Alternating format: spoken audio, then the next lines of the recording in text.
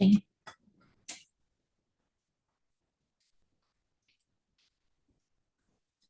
Well, good morning, everybody.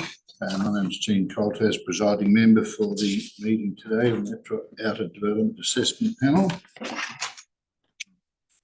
Meeting open at 33 a.m. I acknowledge we're hosting the meeting on the traditional land of the Whadjuk people of the Noongar Nation. We acknowledge the Aboriginal people as the traditional custodians of Western Australia. Pay respect to elders past and present and the ongoing connection between people, land, waters and community. This meeting will be run in accordance with DAP Standing Orders and Regulations 2011.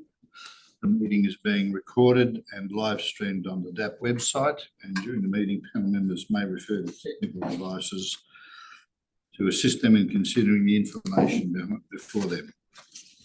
I'll introduce the members present. As I said, my name is Jean Colthouse, presiding member. To my right, Mr. Tony Arias, deputy presiding member. To my immediate left, Mr. Andrew Howe, specialist member. To Mr. Howe's left is Councillor Charlie Zanino from the City of Swan, and online we have Councillor Rod Henderson from the City of Swan as well. We'll be joined later by Councillor Weidenbauer and Stone from the City of Cockburn, and Councillors Huntley and Coatsey from the City of Wanneroo. Item 2 on the agenda is apologies from Councillor Mal Congerton from the City of Swan and Councillor Shannon Dean from the City of Swan and Councillor Bronwyn Smith from the City of Wanneroo. Item 3, noting of minutes. Panel notes that minutes of previous meetings are available on the DAP website. Part B of the agenda is the City of Swan.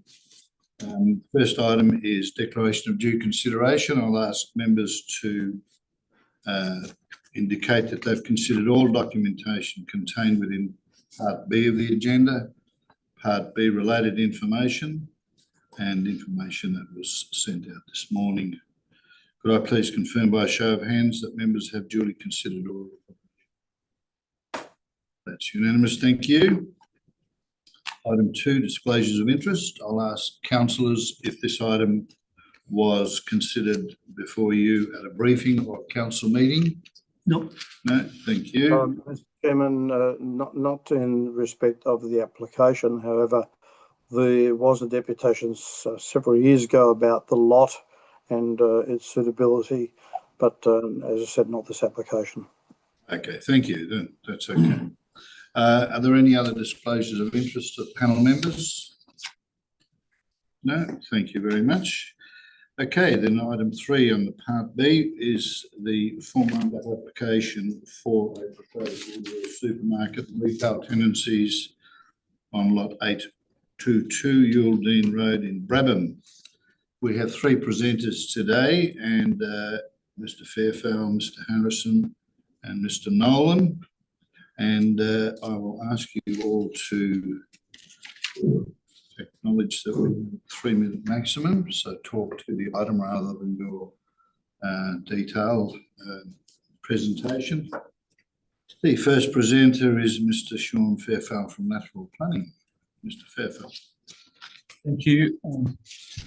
The opportunity to talk to you this morning.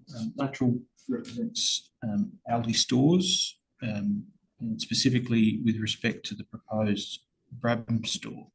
Aldi intends to purchase a portion of the centre, the very western portion adjacent to the Woolworths development as today, and construct a new store in that location.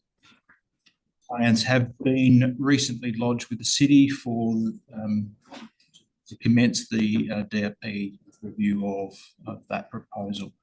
And it is intended that construction will commence shortly after the commencement of the Woolworths proposal, subject to being granted approval today.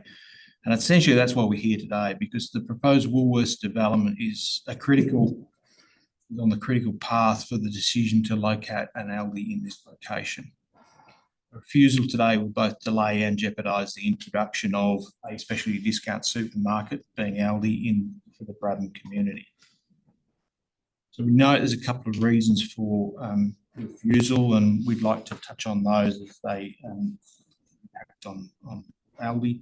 The footpath issue. We note that one of the reasons for refusal is the non-delivery of the complete footpath that runs east, that's proposed to run east and west, fronting both supermarkets.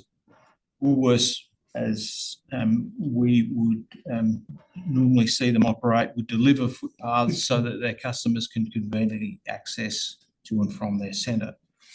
However, given the Aldi location and the likely construction timeframes being the Aldi store being finalised at the time that Woolworths opens or opening concurrently, that area where the footpath is proposed will be a construction site. It's likely to be a construction site when the Woolworths opens. And Aldi stores will construct that footpath as part of the development of the Aldi. So the footpath will be installed either at the same time, we're hoping to try and ramp up construction to match, or just after the introduction of the Woolworths. But in any event, it will be a construction site when Woolworths potentially open. So on that basis, we don't think it should be a reason for refusal, because it will be constructed in accordance with these. The other key issue that impacts on Aldi is the proposal to relocate the retail tenancies to the east of the centre, away from Aldi. We're not supportive of that suggestion, and we're of the view that it will result in a much poorer outcome for the centre, and particularly a much poorer outcome for the proposed Aldi store. The outcome as proposed by the design review panel is not consistent with the structure plan, which calls for it to be an attractive frontage only. It's not consistent with the indicative concept that was included in part 2 of the structure plan, which Aldi is designing in accordance with. It will result in a poorer outcome for the residents on the opposite side of the adjoining street, and will be far more difficult to lease. So on that basis, we think it'll adversely impact on both Aldi and Woolworths, and we would ask the panel to ignore that suggestion and approve the proposal rather than the officer's recommendation. Okay. Panel members, are there any questions of the presenter, please? No? Okay. So, Yes. yeah. Okay. Would it be possible to put up the presentation slide? For this Question. I just want to be clear about where the Audi site is, and I think it's shown on your slide. The question was around the reference in figure 1 to the concept master plan for Bradman District Centre, and your view on sort of interpreting that.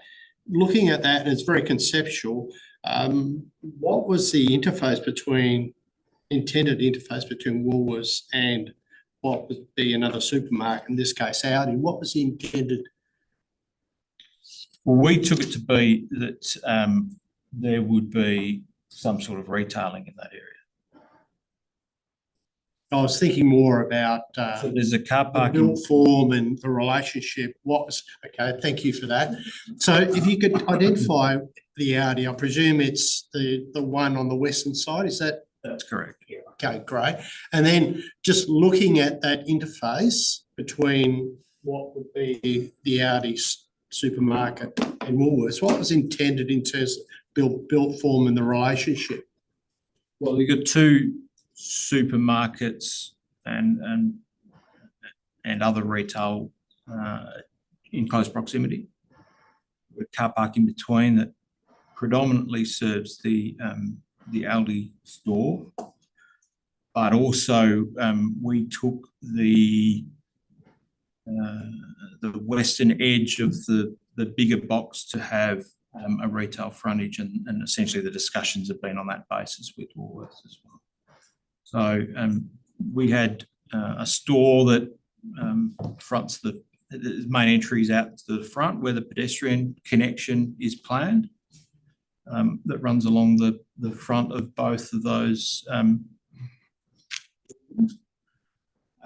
and then sort of semi-frontage that wraps around to the east on the Aldi store, and then there would be a frontage that wraps around on the west of the bigger pub. Okay. Presiding member, the other question was in relation to pedestrian linkages, and on that, the east-west linkage it's hard to see, but it is along the northern elevation. Is that? That's the intended connection, yes. That reflects the master plan. Yep. So both the application that you've got before you today and the design that we've lodged with the city of Swan yesterday reflect that outcome. Thank you. Queries, any retail along your eastern boundary? No, there's not enough room to put anything on that side. Pity that we didn't have that before us as one complete application, because I'd be more interested in the facade on the western side. It looks like it's hard up against blank wall. Anyway, that's not part of this. We understand what you're saying, so thank you very much. Thank you shortly. Yep. Yes, go ahead. So the plans that you announced yesterday, the entrance is similar to this in the sense that it's in the northeast corner. That's your proposed Yes. but essentially your east and west facades are glass or something. Portions of it. Okay, no further questions of Mr. Fairfell. Okay, we'll move on to the next presenter, Mason Harrison from County. Am I able to go first, presiding member? Nolan, okay. We're going to go as a tandem, if that's Go okay. ahead, yep. You've got 3 minutes each. Brilliant, thank you. Good morning, panel members. My name is Chris Nolan. I'm from Urbis, planning consultants representing Fabcot on item 3.1 today. As you would note and have seen previously, this is for a Woolies supermarket and some specialty retail, food and bev, and associated parking and landscaping. Importantly, the site sits within the Brabham District Centre and is primarily governed by the Brabham District Centre precinct plan. From the outset, I can say that we're pretty disappointed with the recommendation for refusal before you, but perhaps not entirely surprised. I think the genesis of this recommendation for refusal is a fundamental difference of opinion with the city's DRP in terms of site planning for this site, and that's ultimately influenced the recommendation, I think, before you. Hopefully you've noted in the RAR and the information before you that this is largely or very much a compliant application in the context of the local planning framework. Well, at least certainly from our perspective. If you go to the next slide. Just contextually, this is the district precinct plan. We're on the south side of Yuildeen, which is a major neighbourhood connector, and this is a little bit of context from what you saw previously. In terms of the frontages, the high street elements are intended to be Marvel to the west, where there is an Aldi. Aldi've got a portion frontage.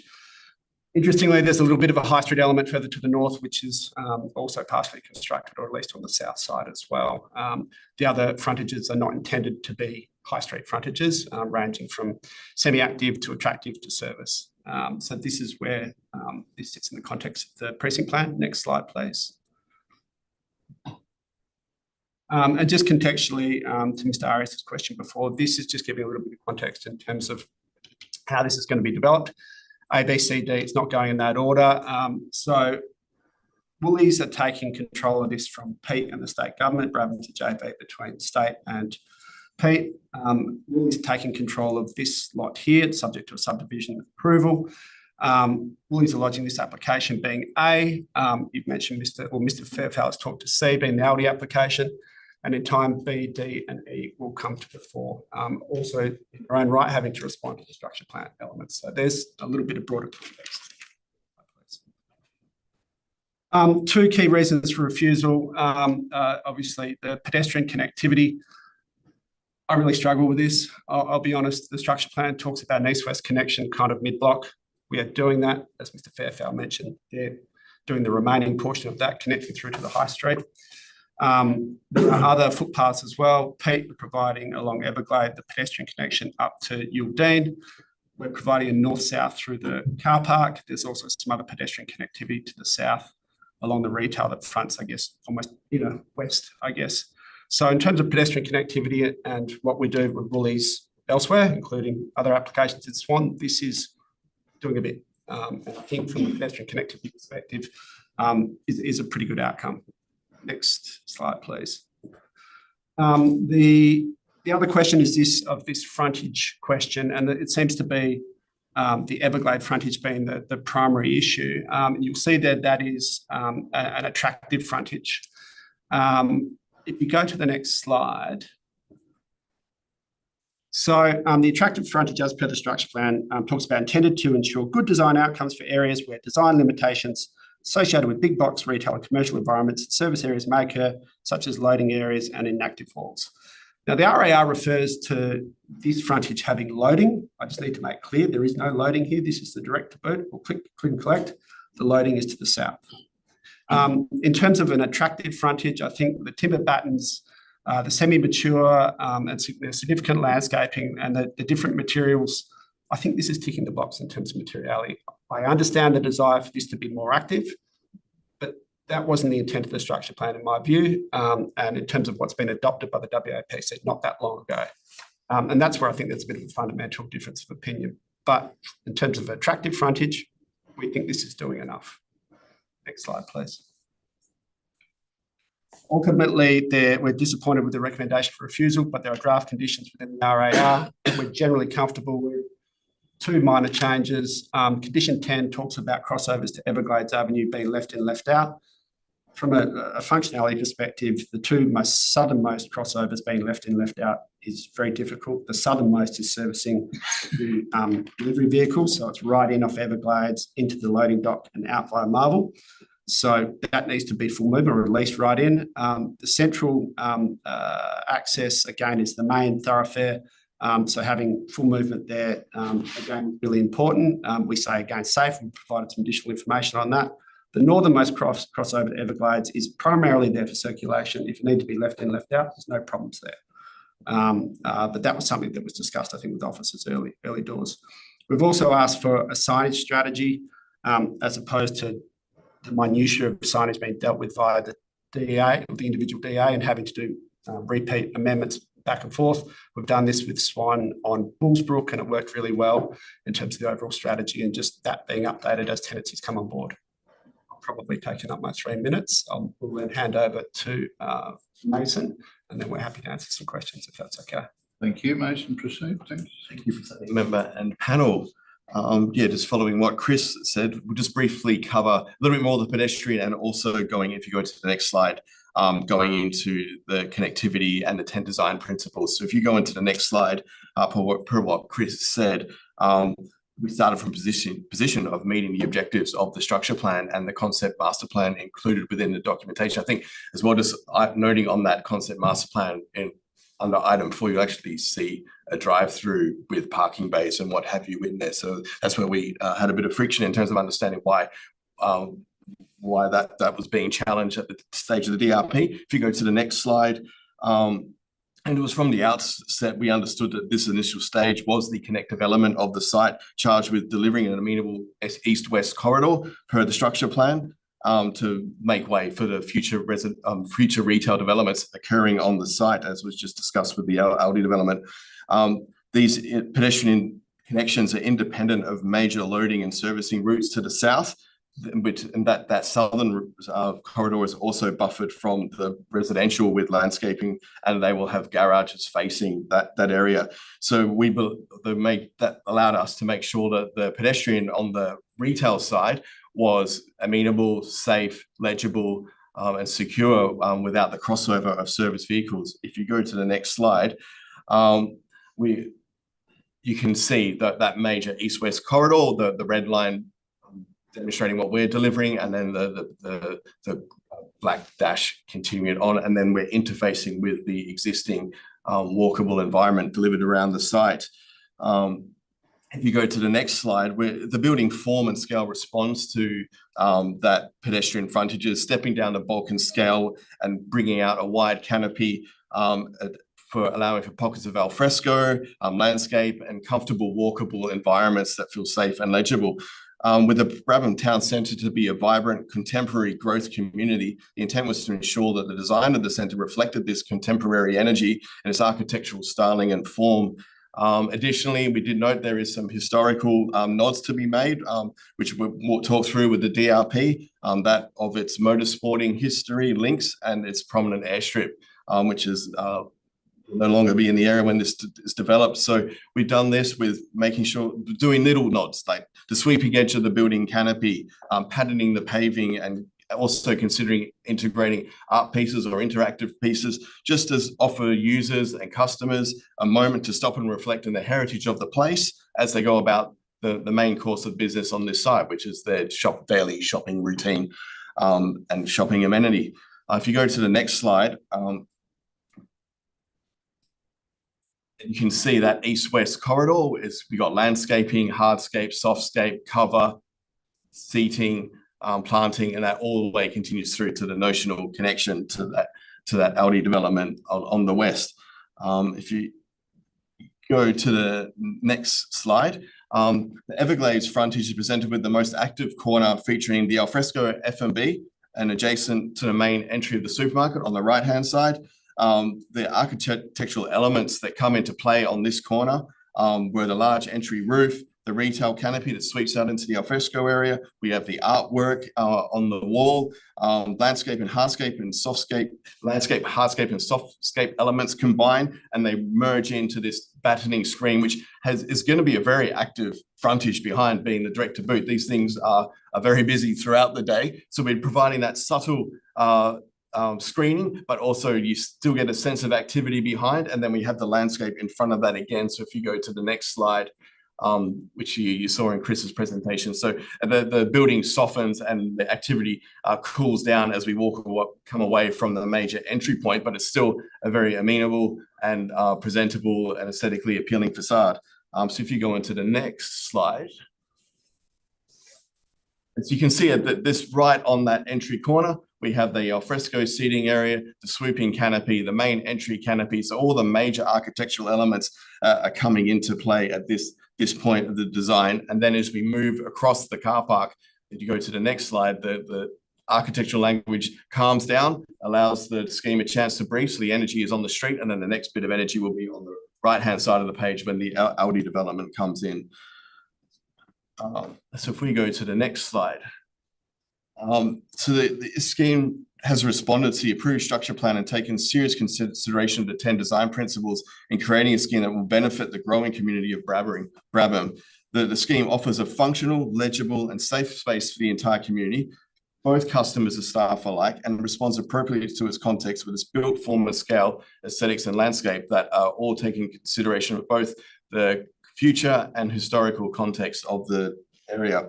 With Woolworths' own operational commitments to sustainable solutions and outcomes, including use of EV charging, solar PV, and an ongoing neighbours commitment, we believe that the 10 design principles are inherently imbued within this scheme. To close, the project team does not support the City of Swan's recommendation for refusal, and as discussed, supports the alternative recommendation for approval of the development application. Urbis's memo includes an additional condition relating to a signage strategy, as well as a proposed amendment to condition 10. We are happy to respond to any questions of the panel which you may have, and the appropriate resources are available to assist you in that matter.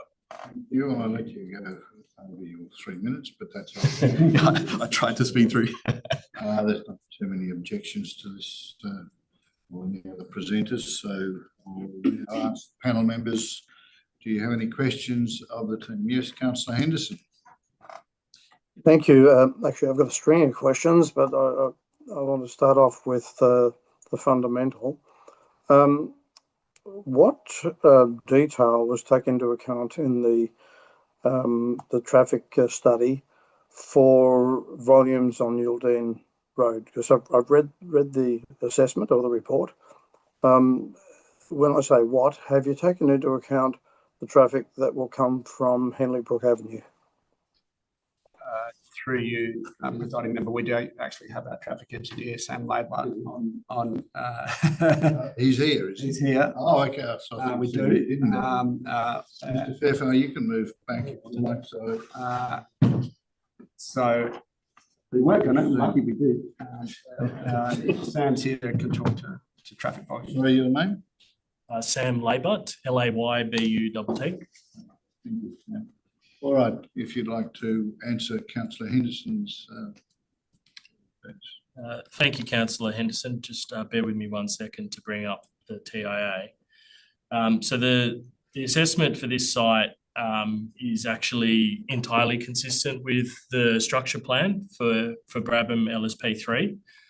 So we've adopted a scenario for the required 10-year scenario where the area is fully developed, including the construction of Henley Brook Avenue and the road links and the full development of Brabham, which is how the structure plan was assessed. And we've run that assessment and determined that it can all operate satisfactorily. There's good access in and out of the site as proposed. Thank you, councillor Henderson. Okay, second question in regards to that. So your modelling would be based on 2 lanes for Yuildene Road at 70 kilometres per hour. And there's a proposal to put a roundabout at Marvel. The Everglade one is there, of course, and I support that. Do you believe with the traffic volumes that are proposed within the model that a second roundabout would work or would be overloaded? Thank you again for the question. So we have assessed both those roundabouts, and both will operate satisfactorily with the full build out of the structure plan connection through to Henley Brook Avenue, etc. There is one minor modification that was proposed in the structure plan for the Yuildene and Everglades roundabout, which is to add a short left turn lane for eastbound traffic to turn left to head north. So that has been identified as something that would be done before 2041, I think was the build out from memory. So subject to that happening, both roundabouts will operate satisfactorily based on the modelling. Thank you. Yes, that slip line already exists. So considering that your traffic volumes for Yuildene are based on an overall road structure, the council, City Swan Council, has made a position that it's not prepared to accept Henley Brook Avenue to continue south through the Bush Forever site.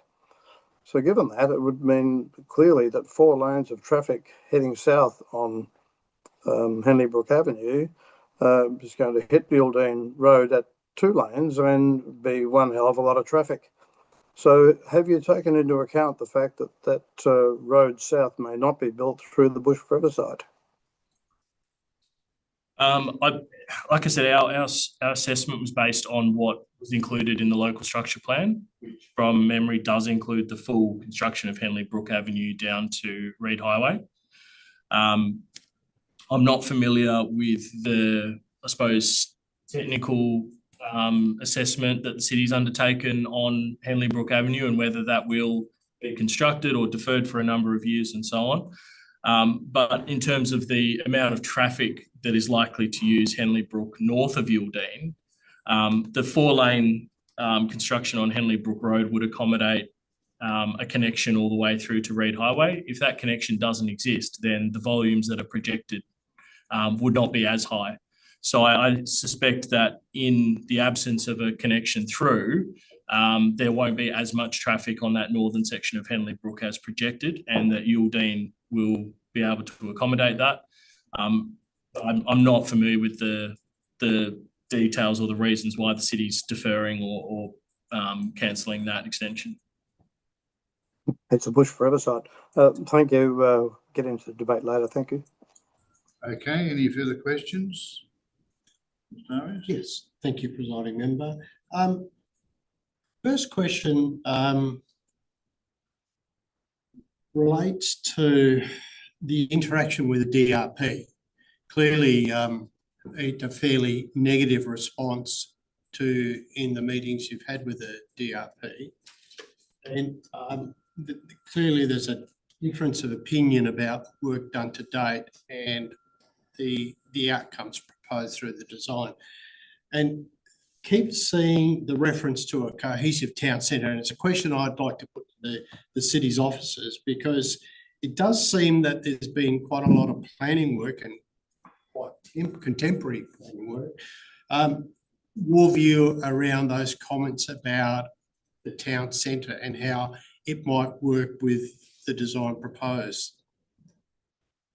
Start that. So yeah, as mentioned, we started this scheme some time back, and the site that we have is we've just been trying to work with the structure plan for the approved lot of land. So we're doing everything we could to make sure that we address the frontages and address the design and the built form and what have you, such that it was appropriate to the context of the town centre that was going in, with the structure plan having that retail element and then the other sites that are coming on in the future. I guess from when we were speaking to the DRP, they I guess from the outset we were fundamentally asked to reconsider the master plan and scheme from the outset, and look at alternative site planning, which given that the client had a site with an approved structure plan on it, there was the reluctance to push that. So we think that the merits of the scheme that we have is that, as you can see by the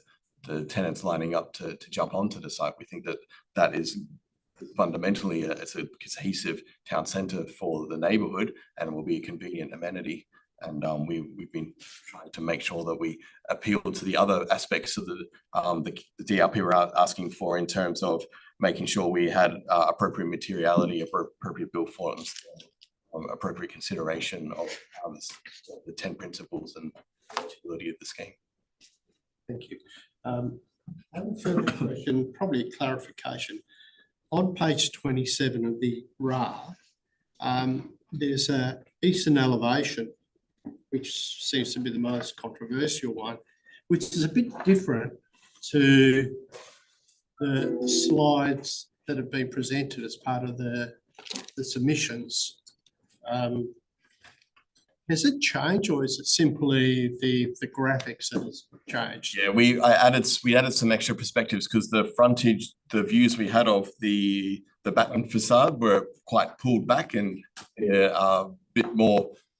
They didn't reveal as much, and I think even some of them, the battens were coloured grey in error, not timber, as though they're labelled as timber, but they're a bit greyish. So we just did some zoomed in images for the purpose of this presentation, be clear that the intent, as what we've been documenting since submitting this, is the timber battens. So okay. It's a significant issue, because obviously the view of the DRP is that it's on an attractive elevation. So what should this panel be guided by? The RA documents or the submission slides?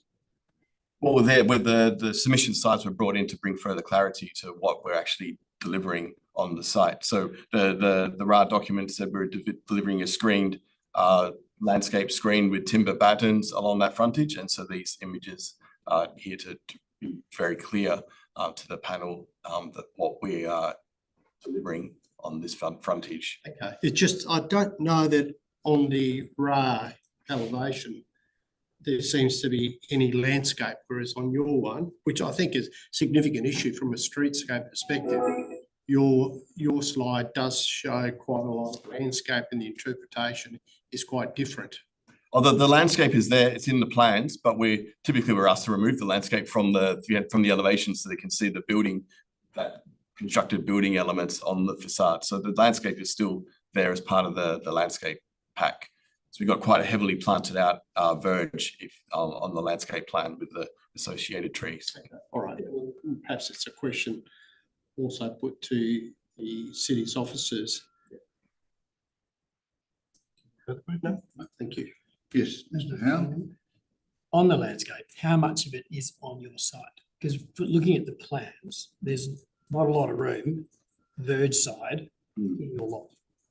Yes. So the onus is on council essentially I to would maintain that landscaping as a screen, correct? Our understanding is we are delivering the landscape on both sides of the boundary line, and then we'll be maintaining the landscape within our verge.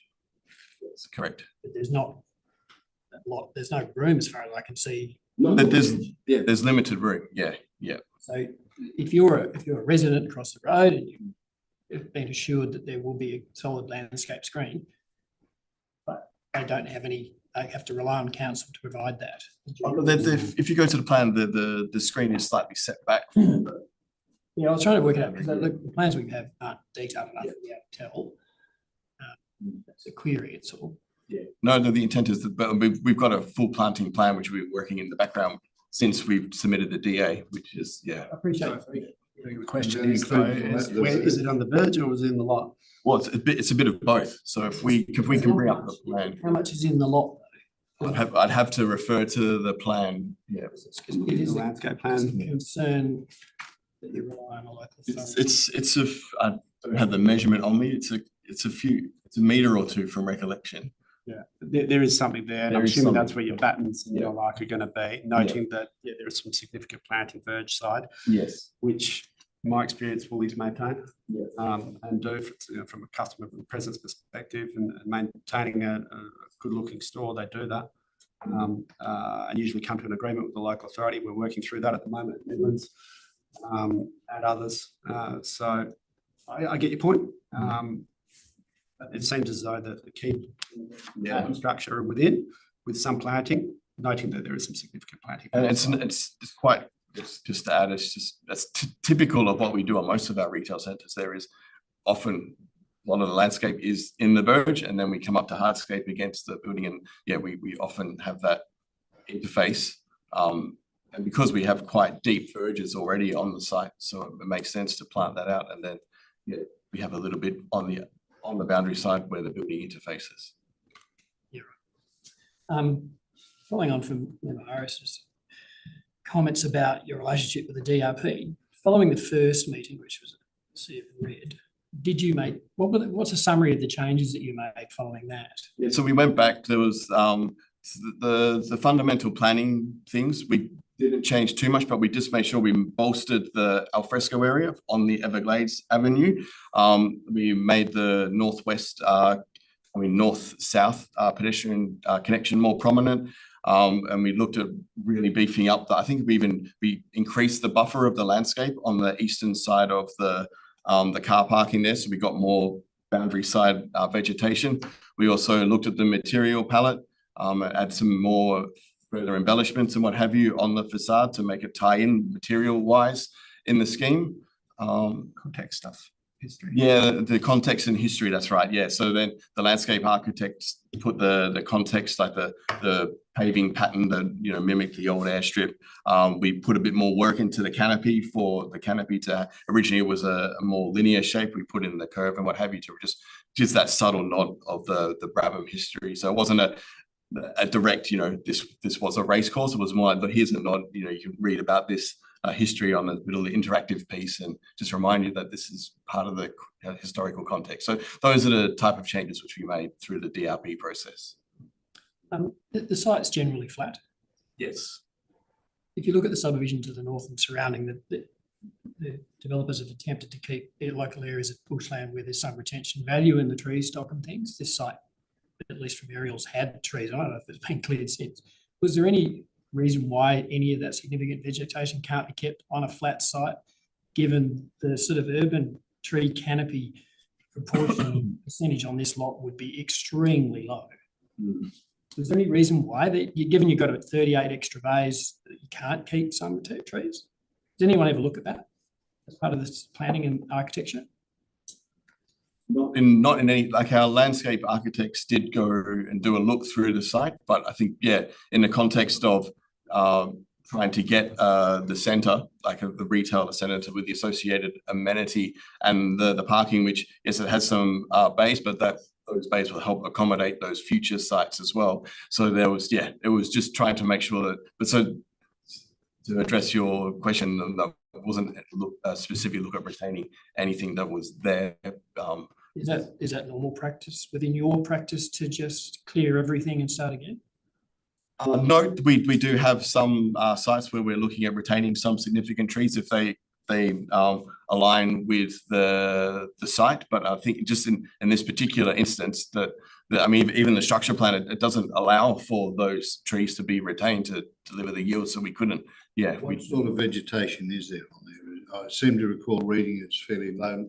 It's there, from recollection, there wasn't anything significant, but again, I'd have to go back, because it's a while since we looked, but from the site imagery and everything, it's not dense from recollection. It was, Noting that this is subject to subdivision approval, and I'm not sure if the latest aerials, I don't think it has been cleared. It hasn't been cleared. I went past it. Okay. But I would imagine, and I have looked at the conditions before, potentially it could be cleared through that subdivision process, which I agree, probably not ideal. Not ideal. But ultimately, that's also kind of up to Pete as well in terms of how they want to do it. Any further questions? So other than, one other thing, maybe something that Mr. Russell can answer. It was more about, so the structure plan doesn't, there's a bit of commentary about a DRP, an LDP being required, but the structure plan doesn't require it. Correct. Councillor, no.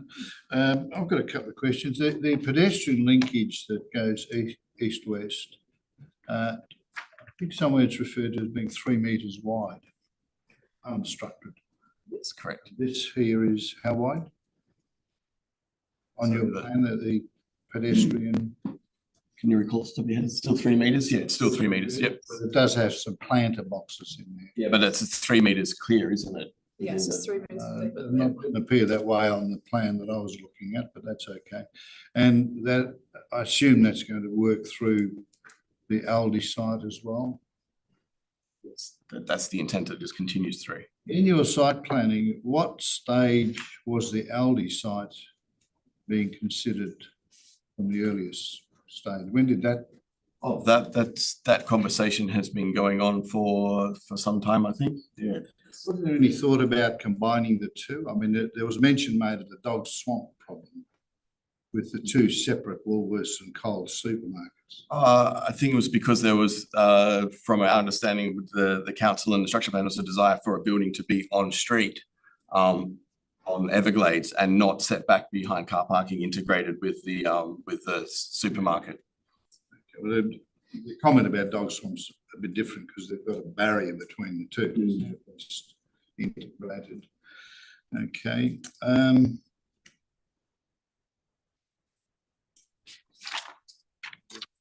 Other questions?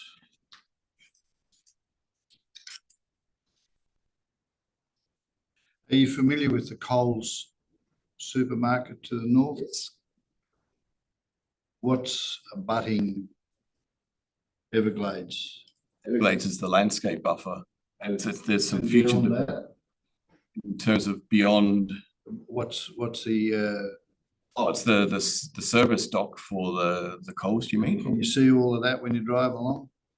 Well, it's no, because it's behind the landscape buffer. Yeah, You see it. well, you could, yeah. So what, in terms of the, you're covering the car parks with awnings? Yes, correct. The land to the south, is that controlled by Woolworths? No, that's controlled by the Pete. Yep. There's a separate lot. Yes. What sort of buffer from a noise or landscaping is on your southern boundary to the residential lot? Yeah, so we originally had an acoustic wall, but then when we had the acoustic engineer review it, and there was correspondence with Pete regarding the layout of the scheme. So in the concept master plan there, you see lots with a rear laneway that comes off of our lot. Post that, they now have access to the south, and then they have a laneway which goes around the back with garages fronting the loading dock.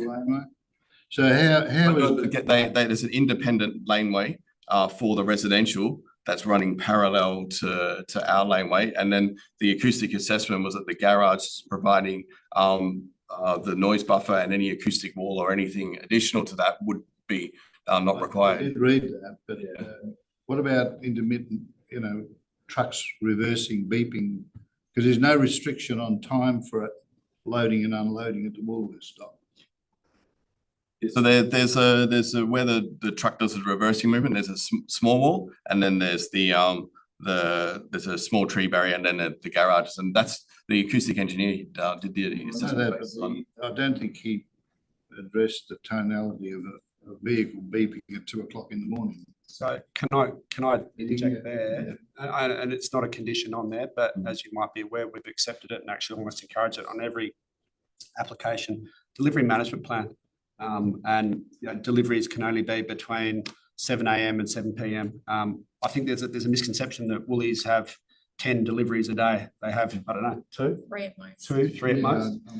So if it's not on there, if there's a delivery management plan between 7 a.m. and 7 p.m. to manage that, we're more than happy to include that as a condition. I'd be surprised though if the acoustic consultant didn't allow for reversing beepers in their assessment. I didn't read it in the report, that's why I asked. So, Given that it's I missed it. a loading dock. Yeah. Okay, so do we have a plan of the residential to the south? I'm not sure if we have the latest plan, do we, Blair? It's been Okay. yeah. A bit confusing from your plans and Yeah, it's been ghosted image. it's been a bit of a moving target, to be honest, since we've been developing the site. And so yeah, but we've always been told that the garages are facing north with a separate laneway. Yeah. If you can bring up the site plan, I'm happy to kind of point to what they're looking to try to achieve. In your slides or? I think Mason. Yeah, you can go into my slide maybe where we got the overall plan with the structure. While we're doing that, is there going to be any traffic management devices for your east-west? Absolutely, we'll need to slow down people from to speeding through at top speed. Yeah. And the disjointed access ways and the streets to the land on the western side, they're sort of on the structure plan, and they're also disjointed. Is there any thought of lining them up? You mean through to the residential sites? Is it residential to the west? I think it's commercial. So we're talking on this side. Yes. They kind Mm. of kink, they're not aligned. Your central access way and the proposed road on the land to the west. There's a disjointed traffic manager might be able to tell me whether that's a good thing or a bad thing. On the western side, remember, or the eastern Yeah, side? on the western side of, Go back a slide or two. sorry, I'm jumping around here. No, that's all right. Yeah, I mean, it's disjointed on the structure plan as well, but on one of them. Delay, sorry. No problem. There's Not quite often aligned. if there's a you're speaking about that slide. Yeah.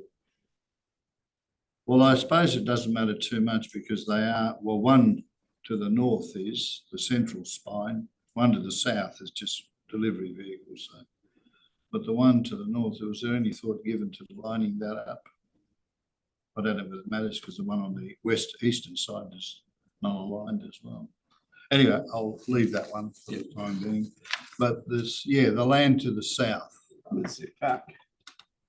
Sorry, back. South of the So next slide, I think. the loading dock. So yeah, this is intended to be residential, developed by Pete. And it isn't just a service off here, lane with garages at the back. The intent is to loop in like that. Yeah, I saw that somewhere. So separate laneway here. I think there is maybe a small landscape buffer. Yeah, is there's a that landscape correct? buffer between the two. Yep. So it's not dual, it's not a shared access off here. These guys will have their own separate access way. All right, thank you. That's all I needed to know. And yes, I don't have any further questions. Yes. I had one further question, probably to Mr. Nolan. The process of the DRP, what are the common things that kept coming up at that master planning and probably a desire to revisit the district centre? And in the RAR, it's quite clearly this area has been comprehensively planned and it's a contemporary area. It's not as if it's done 50 years ago. So as I read it, you've got the Albion District Structure Plan, then you've got the Brabham District Centre Precinct Structure Plan. There's one in between as well. Yeah, and then the Brabham third. It goes to the district structure plan, essentially the local structure plan, which includes all the resi. And then there's the precinct plan, which governs this part of the world. fundamental view, and the city are best to respond to this, but there seemed to be an overarching concern from the DRP around the site planning for this site as it is laid out in the precinct plan. That's my opinion. That's only my opinion. And I think, and what I was getting to is, I think you made a comment in your sort of introduction about the proposer complying or being consistent. And I'd just like you to perhaps go into a bit more detail about. Sure. And it probably goes to the context. This is a district centre. Talks about 20,000 square metres of retail floor space. It's not a small centre, it's a big centre. Another developer and another planning consultant have worked through with the city and ultimately the commission in coming up with a precinct plan. That's identified areas or nodes where they want high activation, high quality architectural design, and they want the centre to hum. Now, for mine, it's a little bit different. It's a little bit strange in that you've seemingly identified two kind of high street elements, one further to the north, Coles, and the Marvel component south of Yildeen. You've split it up. But that's the framework. That's gone through a pretty exhaustive process, probably over, 12, 24 months, and it's landed there. In the context of this site here and this development application, we are simply trying to respond to that framework. The main active edge, not active edge, that's the wrong word, main edge that we're dealing with is an attractive edge along Everglades. The rest of it is relatively internalised, noting that there are other developments within this site that ultimately Woolies will control, and working with the likes of Aldi, to develop on those edge outcomes that both the city and the commission want. This application, in my view, and it is frustrating, has gone as far as it needs to go in the context of that attractive edge. I think in the context of not being a high street, and where I think this actually goes, the DRP wanted retail tenancies along that Everglades edge. And I've done district of these precinct plans within Baldivis, Byford, all in these greenfield areas. These pokey little areas that you try to activate around corners that don't have pedestrian, don't have visual access to car parking and high pedestrian footfall, just suffer. They're not going to work. And Everglades was never intended to be a high street. So it's an attractive edge, and I think the commission have seen that, and that's what we've responded to. So that's why the bigger picture here, it feels like we're lost. We're fighting a battle here.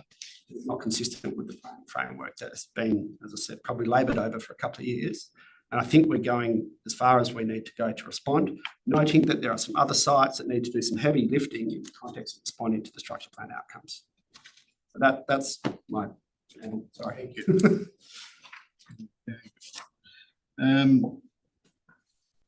It seems a bit strange that in the RA at page 13 it says the service areas to the southern and western facade of the proposed shopping centre are to the southern and western facades and are effectively screened from the public realm. Was there any inference that if there was effective screening in your discussion with the DRP? It seems to have come up. The southern, and which is the service area. Service area, yeah. And they said the service areas are the western facade. That's okay. All right. Okay, all right. I've got no. Yeah, I think that's the intent. They wanted those service areas on our western edge where we've got some tenancies. Yeah. Which for mine doesn't make sense. Even if you go to the structure plan and it's a concept plan, I know it's only a concept plan, but that loading is showed on that southern side. Okay. And we would have been mixing servicing and public, which is not what we try and do if we can avoid it. Yeah. Okay. Is there any further questions?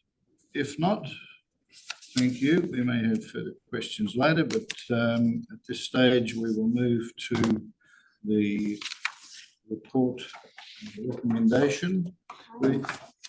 Shire officers, of course. Sorry, Mr. Russell. You're busting to answer lots of questions. Can I see if anyone has questions of Mr. Russell? I think Councillor Henderson, you said you did. I can think of a few. Yes, thank you. Mr. Russell, in regard to the separation of the north and the south aspects of the plan, we, Council at the deputation, were concerned that the interface between the two of those would be problematic. From what we have before us, do you believe that that's been satisfactorily addressed? Mr. Chairman, if by that you mean the part of the district centre north of Yilldene Road versus this part south, you mean that relationship or integration? Yeah, well, the relationship between the north and the south parts of from Yilldene Road, for not only for traffic but also pedestrians. Well, the simple fact is that, as we know, and this has already been dealt with by the structure plan, so the die is cast, so to speak, as you know, Councillor Henderson. The simple fact is there will be volumes of traffic along Yilldene Road that do not readily lend themselves to easy pedestrian crossing. So that's a fact. You'll have a couple of roundabouts there between Marvel and Everglades, but the simple part in terms of the main street for this southern section of the district centre will be that section west facing along Marvel. So that will be where this part of the commercial centre has its pedestrian thoroughfare, and that's articulated in the precinct plan. But yes, the division of the two parts of the district centre by roads such as Yilldene Road doesn't readily lend itself to pedestrian to and froing between the two areas. Thank you. Further questions, panel members? Remember? Yes. Yeah, thank you. Mr. Russell, you would have heard a question I put in terms of the planning that's been undertaken for this area, which seems pretty comprehensive. And yet it would seem the DRP in their comments repeatedly make reference to master planning being undertaken. What's your interpretation of that? Thank you, through the chair. Let me just start by saying one thing. It would be erroneous for anyone to conclude or assume that the recommendation of refusal in the RAR before you is based solely on that DRP comments. They are a component of the reason of refusal, but I'll take you to point one of my assessment, which is to find, in my opinion, that the application has failed to actually meet the precinct structure plan in terms of built form and other aspects. So I would suggest that what the DRP is saying isn't so much necessarily to the spatial distribution between the two centres and the overall footprint. They're talking about the understanding of the full development within this part of the southern district centre. Now, as you've heard today from the proponents, that when the DRP were presented with plans, they were presented only with plans for the portion of the Woolworths site. No plans that showed the integration, for example, with this Aldi development, which I don't believe, I'm not sure whether that was mentioned or not, but I completely concur with the panel's findings that in terms of a full design appreciation of the integration of the entire built form development with this southern portion of the district centre, the information was lacking.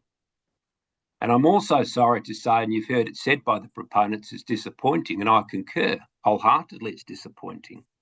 But I'll also state that it's also disappointing, as is evidenced in the RAR, that the proponents do not appear to have taken the opportunity willingly to engage with these design considerations with our panel, consistent with the intent of the city's policy and the state planning policy. So we have an outcome, regretfully, where the recommendation before you is one of refusal. And let me might add, Mr. Chairman, it is very, very, very seldom that I present a report to this panel recommending refusal. It is also very, very, very seldom that you have a situation where the city's design review panel is forced and regrettably to indicate that the lack of engagement by the proponent has led them no opportunity but to find or recommend that it's failed to address the state planning policy. That's what we have before us. Can I just go? There is depicted on the plans a connection east-west and in ghost form for the Aldi site showing a connection. And they've given a commitment that the Aldi site plan has been lodged and it shows that continuing connection. Now, the reason for refusal says to provide safe and pleasant pedestrian connection. Now, it's a measure of interpretation now as to what is safe and pleasant. What's your definition of safe and pleasant? Well, with respect, Mr. Chairman, I don't think what you've said is entirely correct. I'm reading what you're saying. I'm reading, quoting. Let me articulate, please. Thank you. I think this point has been made. You've seen some material here today, okay, which is fine. The material that the panel saw was very different. The panel has indicated that there was a failure to engage. Now, if we look at the site plans... I'm familiar with what the panel has said. We're dealing with it today and we have information before us. So can you clarify what your position is on the information before us, please? My position hasn't changed, Mr. Chairman. For example, I think one of the members made the point. You look at the site plan, okay? There is nothing in the site plan that indicates the layout of the proposed Aldi store to the west. The details there don't readily show a continuous footpath connection out to Marvel Entrance, which is what is required by the precinct plan. So the material that was put in front of the city and the application that was submitted, which is what the RA is based on, Mr. Chairman, as you know, must have its findings as it's found, okay? There was ample opportunity for the proponents encouraged to engage by providing this information, but unfortunately, for whatever reason, that hasn't been. So none of that changes my recommendation to yourselves with respect to the element of the pedestrian connection. It is certainly readily addressed by further information, which, as I said, could have been taken up and delivered earlier in the piece and possibly address this matter, but we can only write and recommend on what is before us at the time. I know what's written, thank you. Getting to the second reason for refusal in point 1, provide a minimal interface to surrounding development. Now, the only interface to surrounding development is along the proposed click and collect on Everglades. Now, how, and I would understand, given that what the proponents have said today, do you think, does that change your thinking in any way? No, it doesn't, Mr. Chairman, and I'll explain to you why. The precinct structure plan, as I've troubled to articulate in detail in the RA, talks about built form. It doesn't talk about screening or vegetation as an address to the attractive frontage along Everglades. It talks about built form. Now, that may well have readily been addressed by the respondent in engaging with that issue. But as is articulated in the report, there is no variation in height or scale, facade presentation, articulation in differences of materials, sufficient, in my opinion, to qualify as an attractive frontage. The notion of saying we're going to screen it is erroneous. The structure plan requires the built form itself to be attractive through the deployment of those design measures, not to simply cover it up with some landscape screening. Although I will point out, the question was asked of the proponents, how much landscaping is within their area on the western side? Very little, Mr. Chairman. It predominantly relies on the supposed landscaping of the Everglades Avenue street verge. Now, I heard Mr. Nolan say that Woolworths, and I've got no reason to doubt it, might be quite open to the idea of planting and maintaining it. but the actual landscaping within that frontage is minimal. But I say again, that's not the point of what the precinct plan requires. It requires the articulation of the built form, not the screening of it. Okay, thank you. And I did happen to see the Coles loading dock and back of house when I drove up through there the other day. And you can actually see through the vegetation quite easily, and it doesn't present well. Is that got a similar design requirement as this site? The northern precinct along Everglades has a mixture of both attractive frontage and high-speed frontage. Okay, so it's not the same course as what we're talking about here. Okay, thank you. Any other questions of the proponent? Oh, sorry, Mr. Harris, I think you had another one. Look, just a continuation of the comment about planning for the area. The suggestion, once again, through the DRP, is that the planning, in order to create more sense of place, a cohesive town centre, there needs to be master planning done. Is that something the city supports? Sorry, your question is, does the city support master planning? No. You provided a response to the presiding member about the compliance to the structure plan of the built form. The DRP goes beyond that and suggests replanning to create a cohesive town centre. So it's not simply they make specific comments about the built form, but they go into that further area of suggesting replanning. Is that something the city is contemplating? I wouldn't suggest that's entirely what the DRP was suggesting. What the DRP is looking at, that the precinct structure plan does not cover, is the internal disposition of design. Now, if you look at the precinct plan, it focuses on perimeter edges, what shall be high-speed frontages where you don't need much articulation, what shall be active frontages, the other end of the scale where you shall. It talks about access points into the site. It talks about some pedestrian connections.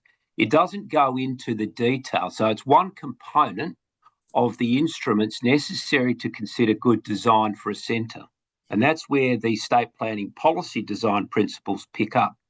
So I'll suggest again, the observation was made, I think, by the panel here itself, that it would have been handy to see the full internal layout of this particular southern cell of the district centre with respect to the relationship between Woolworths and Aldi and other development. And that's what the panel was begging to see in terms of details. Now, it might not have been practical at the time, but nonetheless, it's a cogent, sensible request to see the internal disposition of these elements internally for the centre plan. Mr. Russell, in probably at least 3 of the design principles, they specifically make reference to master planning.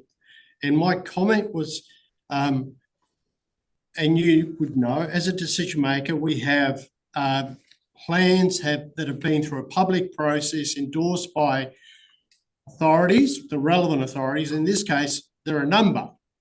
Now, the response from DRP seems to suggest that there are gaps with the planning documents and the planning framework that control developments in this area. I don't read those comments that way with respect. I think you're mistaking what they mean in terms of the master planning with respect to that. I would say, and having worked with this panel extensively since its inception, what they are, I'll repeat again, the context of master planning for this site is the arrangement spatially and integration of the built form development within this precinct.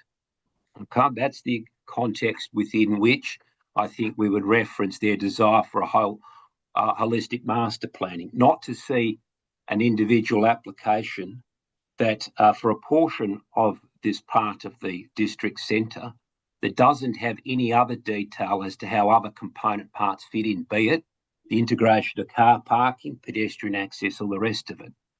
I think the panel is justified and correct in its comments with respect to, that's the DRP, with respect to wanting to see a whole picture of the relationship of built form uses internally, which is not covered by the precinct plan. So their desire does not contradict the precinct plan.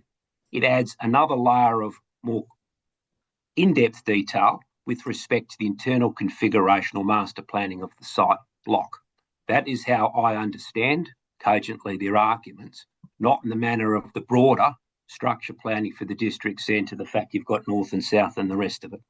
Okay, and so you're saying that, in your opinion, the concept master plan for the district centre doesn't provide that information about relationships between pedestrian, landscape, building interfaces. That's not provided in the master plan. What the precinct master plan requires is addressed in individual detail in the RA in relation to the components of what the master plan is requiring. The diagram that you have in that precinct plan, as I said, indicates the broad nature of uses and interface treatments, crossover locations, and indicative pedestrian locations. That is the extent. It does not replace the detail that the state planning policy has with respect to design of the built environment. They are read and operate in conjunction, not in conflict. Thank you. Thank you. Further questions? Yes. Mr. Russell, it seems to me that we as decision makers here today will not be able to say with certainty as to how every other element of the town, this particular district centre, will come together, because it's still in the hands of many other designers, including the residential around it and to the south.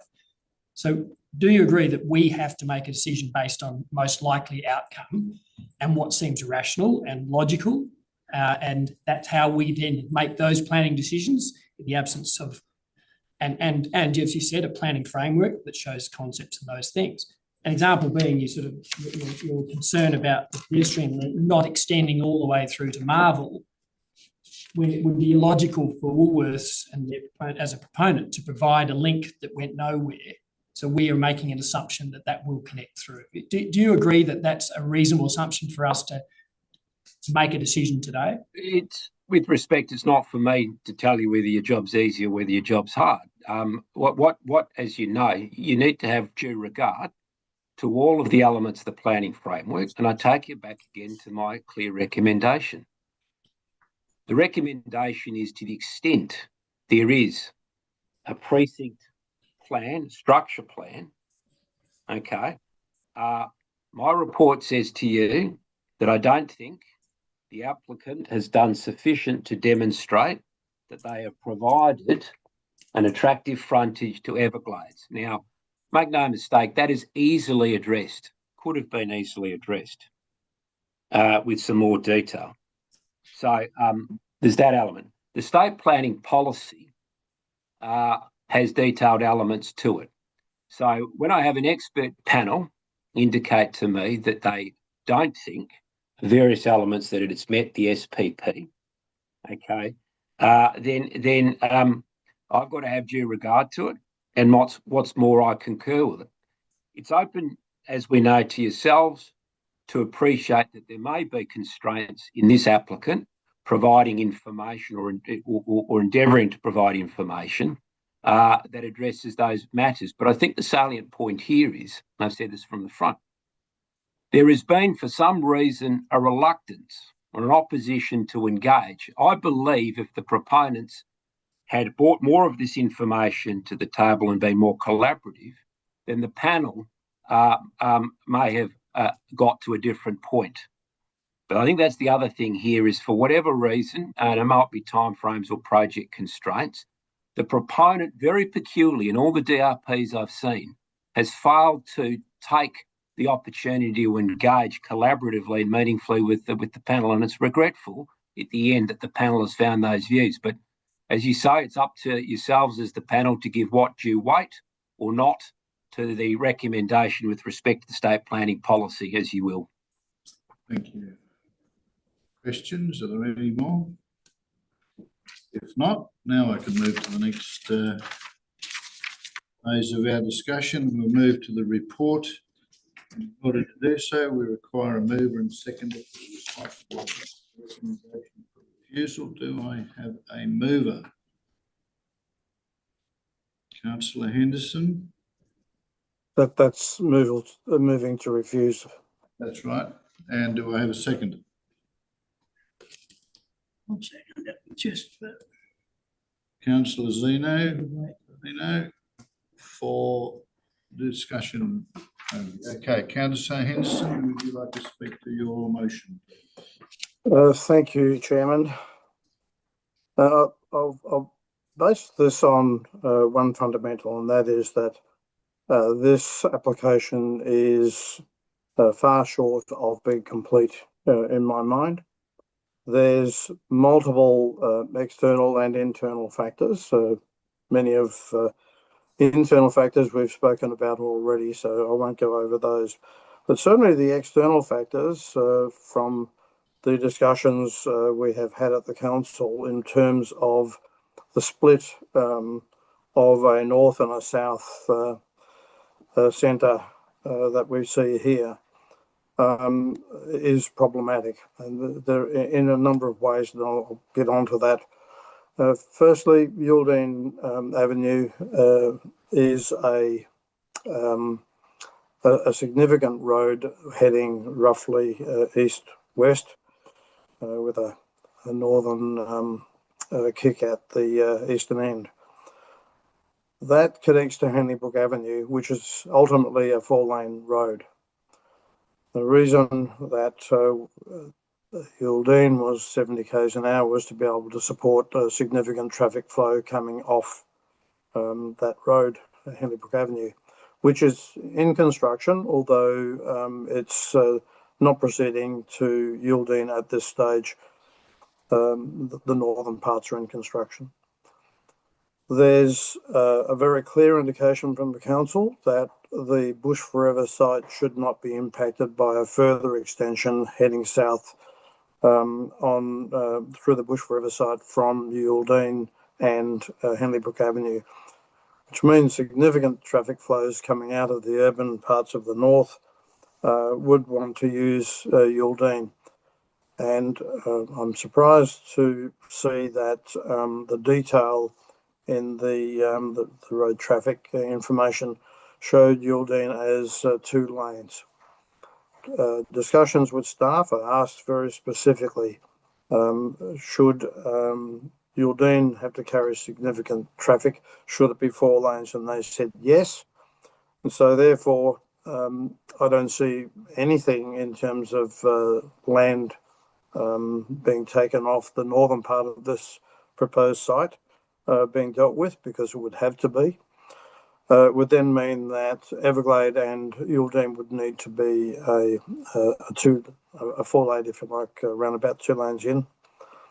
And then you'd have the complication of significant traffic flow heading west, which of course would mean that the Marvel proposed roundabout would be have to be 4 lanes as well, or a significant roundabout. Being so close to each other, that in my view would cause significant traffic delays or difficulties.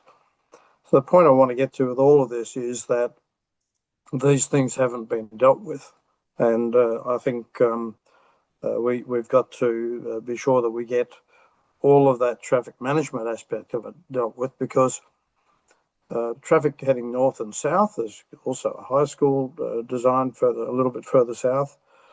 Everglades would be ideally suited to carry the traffic. It's a good interface to the Coles. It's a good interface to the south to this new proposal. So that's that aspect of it. I don't think the DRP actually undertook the broader picture in respect of that. So I thought it's important that, from a council perspective, that the panel understood those difficulties that we saw with this. The other aspect was one of the presenters said that this is a pretty good outcome. Well, I don't think it's a pretty good outcome at all, because the significant impacts of the integration between these two areas has not been taken seriously, particularly with the school. There's going to be a hell of a lot of kids, by the way, heading north-south. All the traffic integration around these two roundabouts hasn't been considered for pedestrian traffic. So again, that's doesn't make for what I'll call a cohesive town centre design. In that respect, I think there is insufficient detail, there is insufficient background on the bigger picture as opposed to just the block. And that forms part of the overall aspect. So I don't believe at this time we can proceed. The applicants and the broader picture needs to be much further assessed. Thank you, Chairman. Thank you. Councillor Zanino. Thank you, Mr. Chairman. I seconded Councillor Henderson's motion purely for debate purposes. I was interested in hearing what Councillor Henderson had to say. Personally, I think the application does have merit, and I would rather see it either deferred or the alternative RA recommendation. So, yeah, I'll leave it at that. Leave it at that. And, did you have a reason for deferral? Well, if it's deferred, it would be deferred for the specific reason for the applicants and the City of Swan, because there seems to be a lot of issues that the City of Swan and the design review panel had, and that's one of the main reasons why the the recommendation was for refusal. But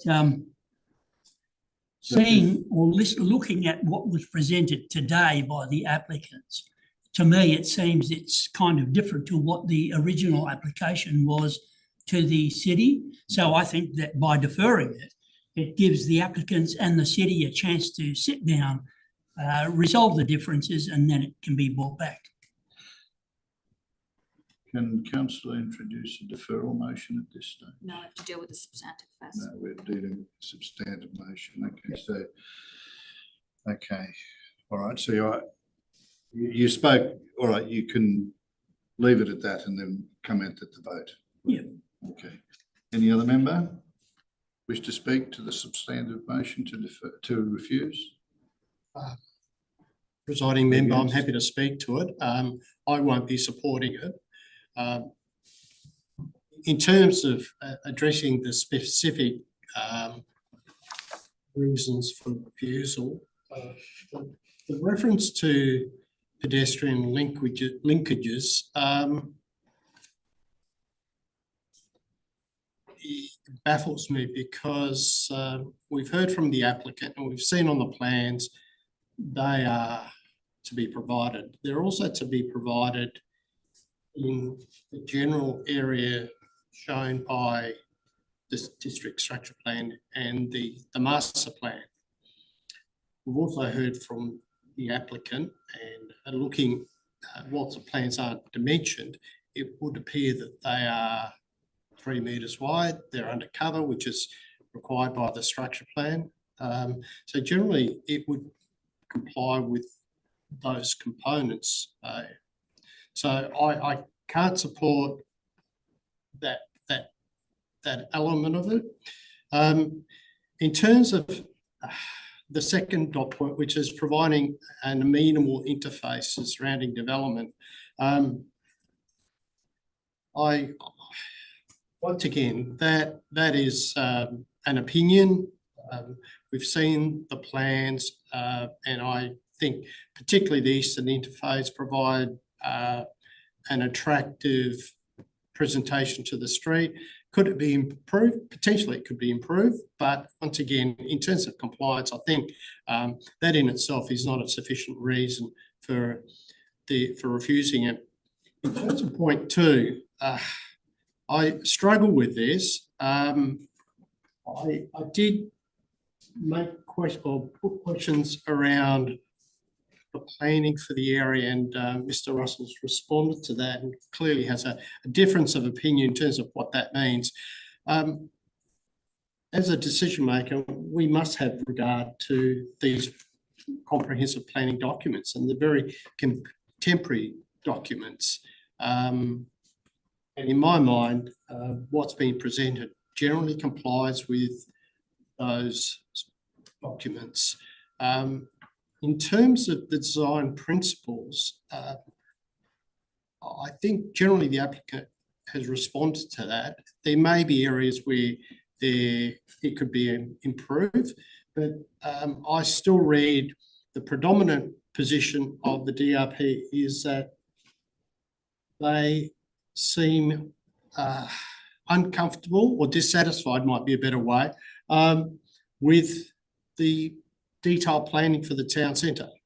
And I think that's not necessarily a matter for the applicant, that's a matter for the city. The applicants demonstrated that the context of this proposal is appropriate. So on that basis, I won't be supporting the motion to refuse. Mr. Howe? Agree with Member RS on most of that, and I'd rather speak in the positive to why I might support. You can do that when you look, I'm not supporting the reason for refusal, or the recommendation for refusal. Councillor Henderson, I take the point that he's raised in terms of some of the traffic issues, predicated more so on information which is not before this panel.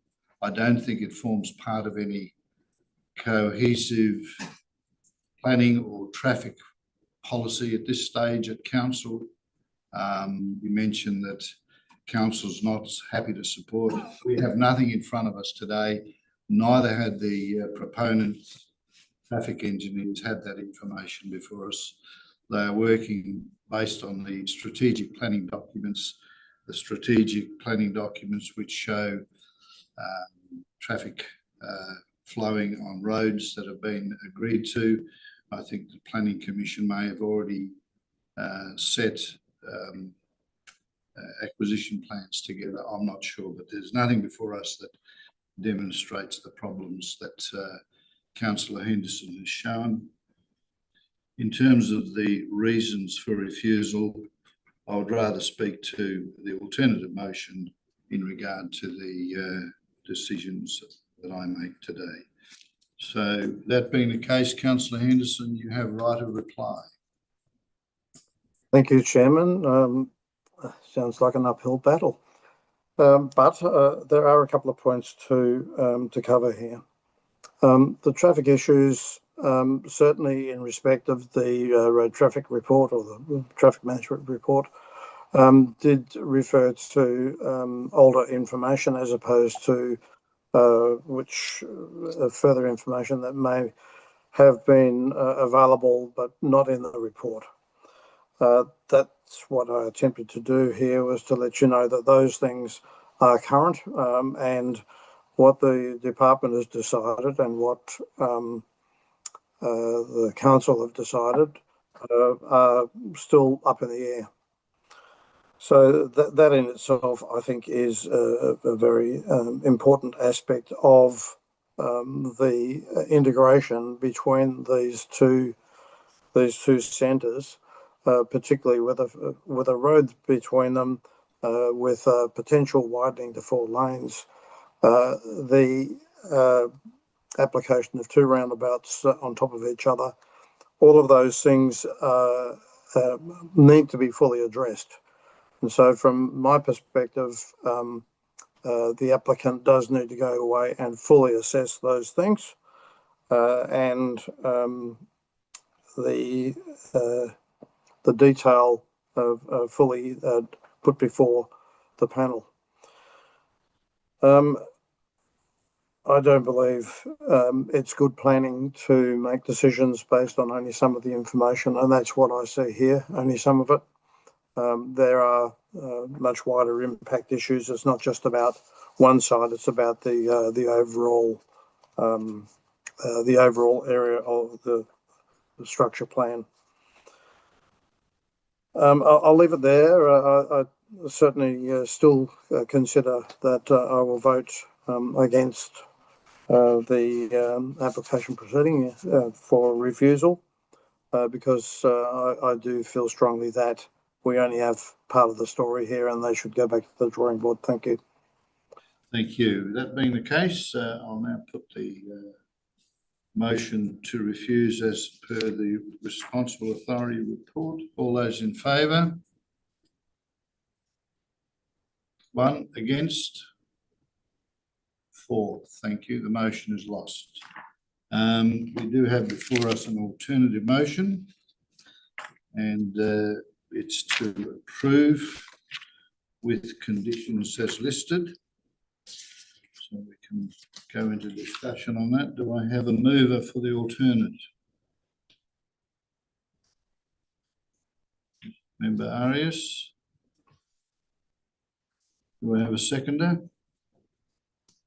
Member Howe. Thank you. Member Arias, you'd like to speak to the alternate motion, please. Thank you, presiding member. In terms of the zoning of the site, the uses proposed are either permitted uses, discretionary use, and therefore, as a decision maker, they are capable of approval. I made reference earlier to the comprehensive planning that's been undertaken for this site and the fact that it's very contemporary. And it's something that this panel needs to have regard for. And my view is that the current proposal is consistent with that planning framework. In terms of more specifically the actual built form of the development, my view is that it complies with the concept master plan for the Brabham District Centre. And in terms of some of the probably significant issues that have been raised in opposing the approval of this, I mentioned earlier the pedestrian movement. The concept master plan clearly showed a connection pedestrian movement. The current proposal is consistent with that in terms of its location and in terms of its size and the characteristics that are important for the pedestrian movement. And that is that it's continuous, it's sheltered, and it's universally accessible. The issue of whether it's continuous, obviously the applicant can only control what the applicant controls. We've heard from representative from Audi that it is the intent that that pedestrian connection will continue through the Audi site. And it's a matter that the decision maker can actually control and enforce through consideration of the application. I'm comfortable that that issue is appropriately addressed. In terms of the interface on Everglades Avenue, the structure plan talks about the facade avoiding monotony and having a range of height and depth, textured materials. In my mind, it complies. What's been presented complies with that, and so therefore consistent with the structure plan. So on that basis, I'm happy to move the motion, alternative motion to approve. Okay, thank you. Member Howe, you're seconding. To repeat everything that Ari said, I think the sort of 3 points about the pedestrian connection. The first one, and the connection has been resolved largely. It does require some faith that other developers will continue those things, but that's part of the planning process. The facade, I think, is it's a new part of our urban realm, which is this click and collect. It's getting larger, and it'd be interesting to see where this ends up. And I think what's considered at the moment, or asking us to consider, is benign at worst and probably contemporary at its best, which I think is fine. And I think that landscape is part of trying to achieve amenity, and it's acceptable. The onus will be on the developer to accommodate and maintain, I think, that landscape beyond its boundaries. But I also think, and with regard to the comments of the DRP, and it's been hashed over a lot, is that there is an intent within them, which is laudable, and I understand what they're trying to do. However, I think they are trying to apply a particular design lens to the end of the planning process, when perhaps some of that should have been applied in earlier parts of the planning process. And I don't think it's the applicant's responsibility necessarily to have to deal with all that at the very end, as opposed to the multiple years and layers of planning that have led to this point. So I'm prepared to support the alternate recommendation as conditioned. Thank you. Any other member wish to speak either for or against the proposal? Yes. Thank you, Mr. Chair. As I said previously, I can reluctantly support this alternative.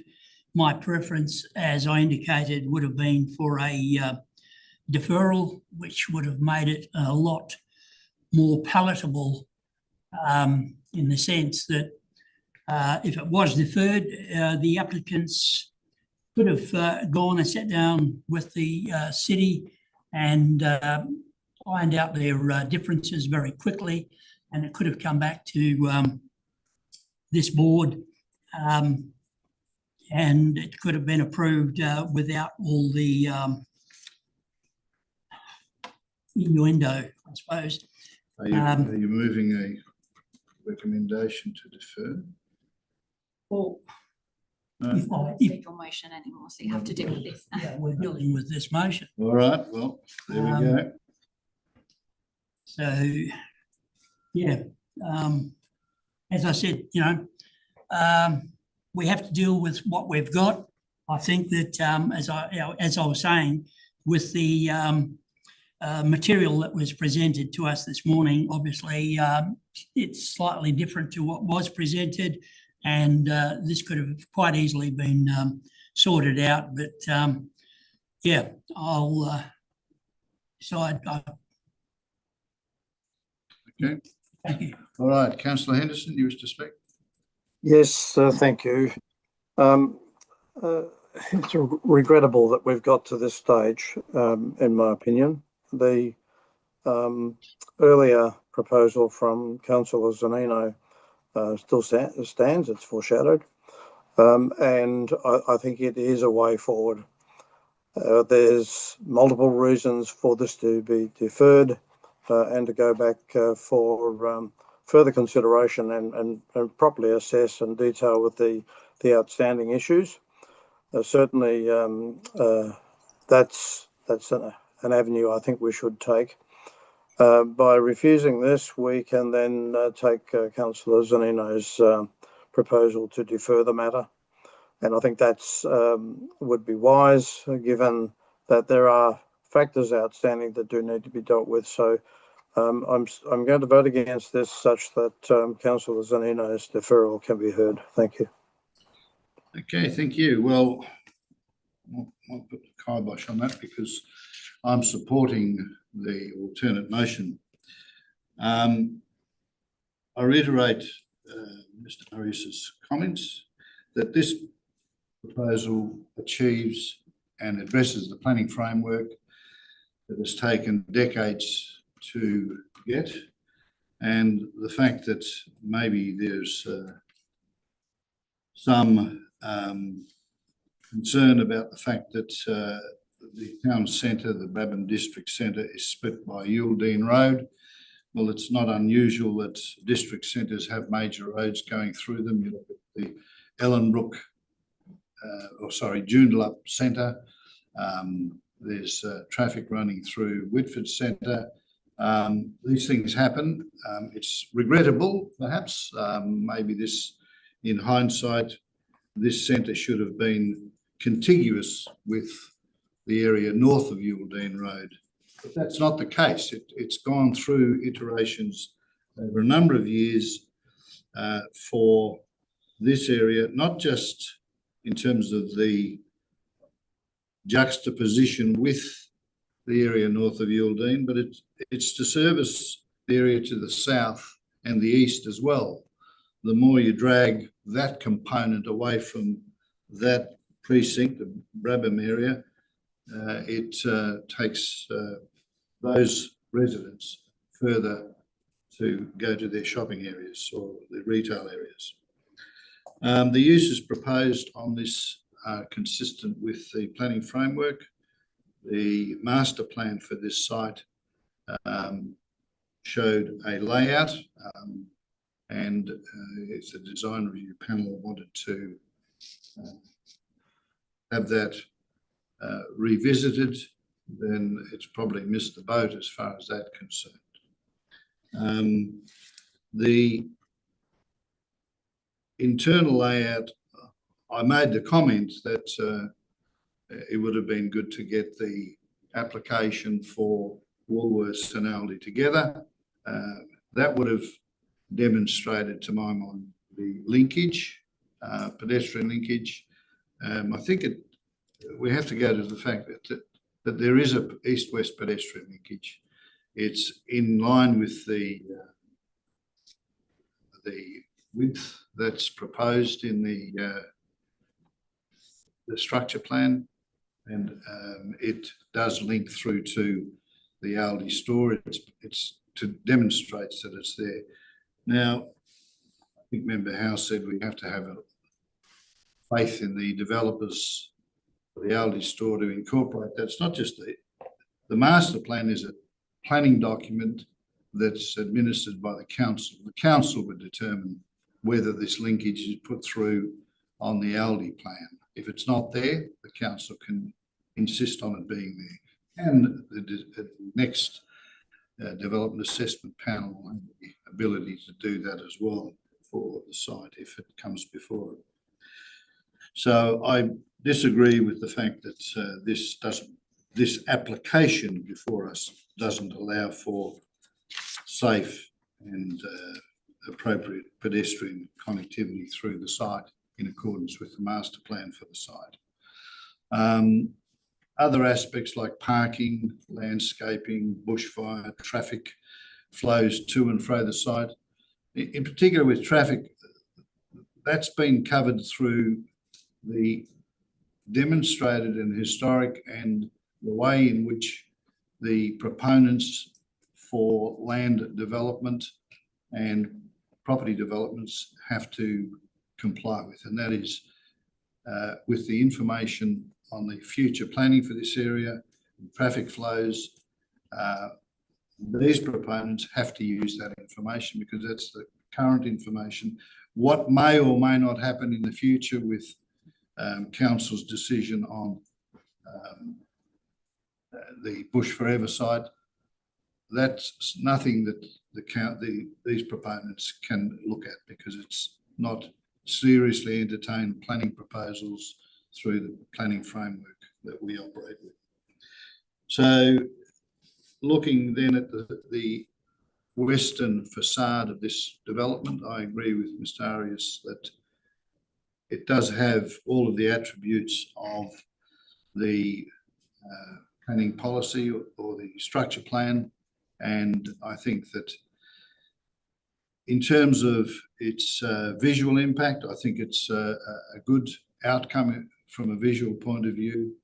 From an amenity point of view to the residents on the other side of Everglades, I think the operational aspects are that these click and collect don't operate late into the evening and the noise from them is not that great. So I don't think there's an amenity impact there. Visually, I think it's quite an attractive solution to an element of retail outlets that is becoming more prevalent. That being the case, I think that the development, the proponents have addressed the issues under the structure plan and the principles of good design, and I'm supporting it. So therefore, I think we've all spoken. Mr. Arif, you write a reply. Presiding member, no further comment. I think we've addressed the reasons comprehensively. Okay, all right. That being the case, I'll put forward the alternate recommendation for approval. All those in favour? 3 against? Sorry, 4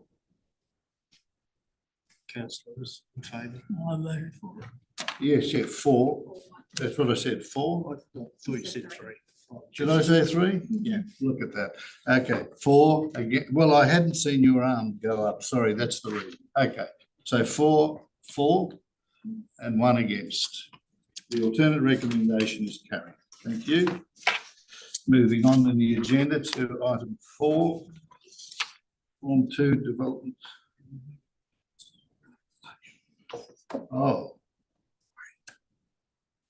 Sorry, we voted on it. Too late.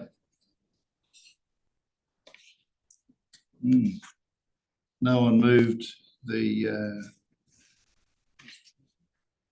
yes, sorry, the, come back on a reconsideration. Sorry. Okay. All right. Form 4, Form 2 DAP applications, Your Honour.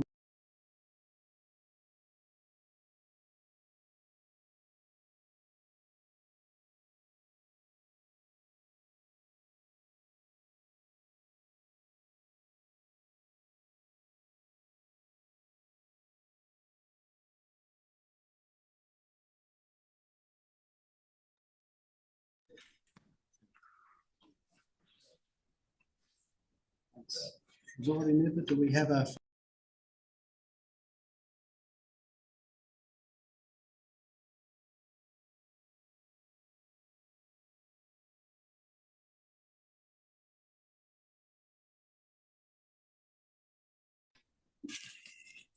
now, Councillor Henderson. Sorry. Sorry, what was that? The Swan items all finished now. Yep, thank you. Thank you.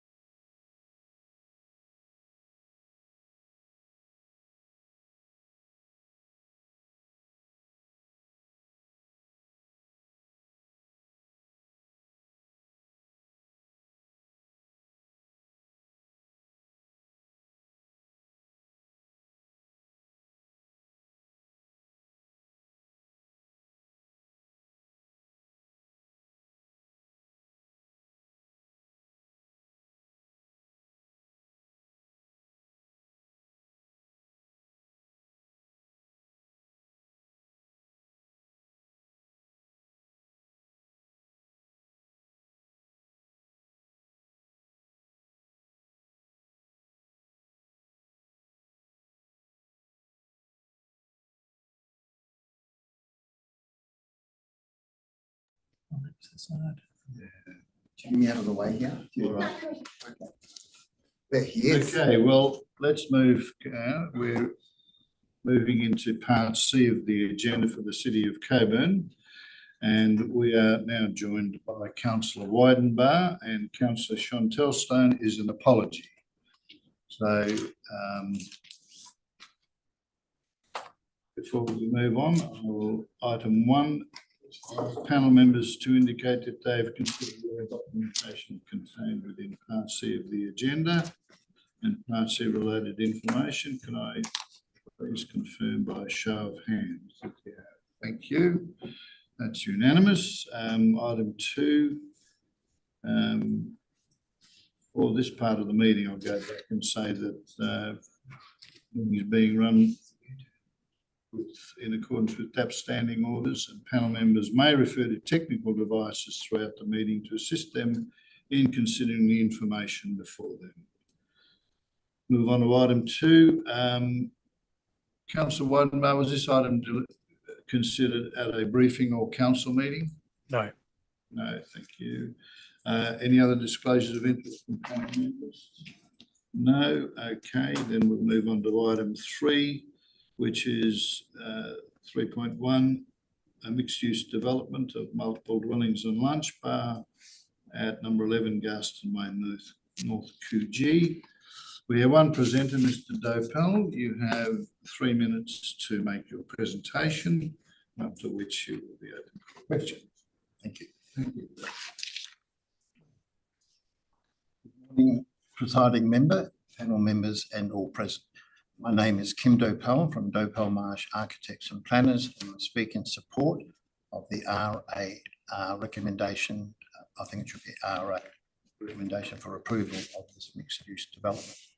Notwithstanding the constraints of a square-shaped site, we have worked closely with the design review panel to achieve an optimum design outcome. A key feature is the provision of natural light and ventilation deep into the circulation areas, enhancing amenity throughout the building.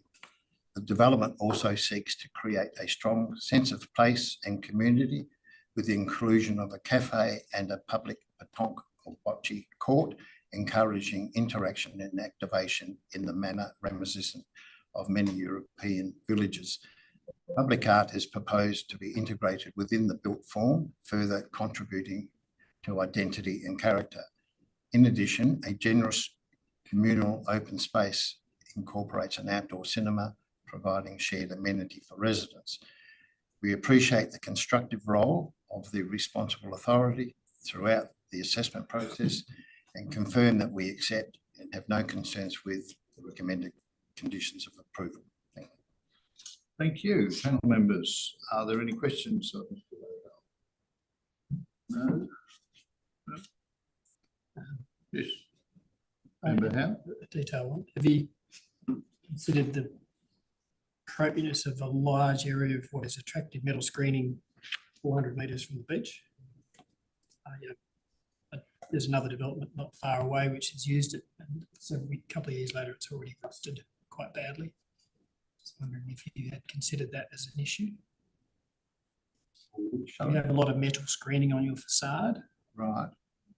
And it rusts being so close to the beach. Okay. Just wondering in terms of materiality, is that being raised with you? We would be using, there's different types of thickness, there's different types of colour-bond and applied finishes. Obviously, the ones that are rusting haven't met those standards. It's just the same as if you build within 1.5 kilometres of the ocean, you have to have everything hot-dip galvanised, and 3/4 of buildings are built without hot-dip galvanising and they rust. So we're well aware of the conditions in that area, and we believe that we wouldn't have suggested it if it wasn't.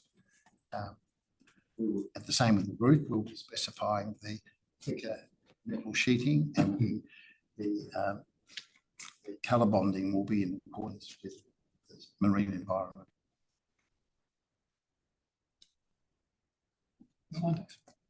No. I'll ask a question. You've read all of the conditions? You're satisfied with all of them and the timing of them? I note that there's some of them. Okay. I'll go on to condition 16 and 17. You're happy to for the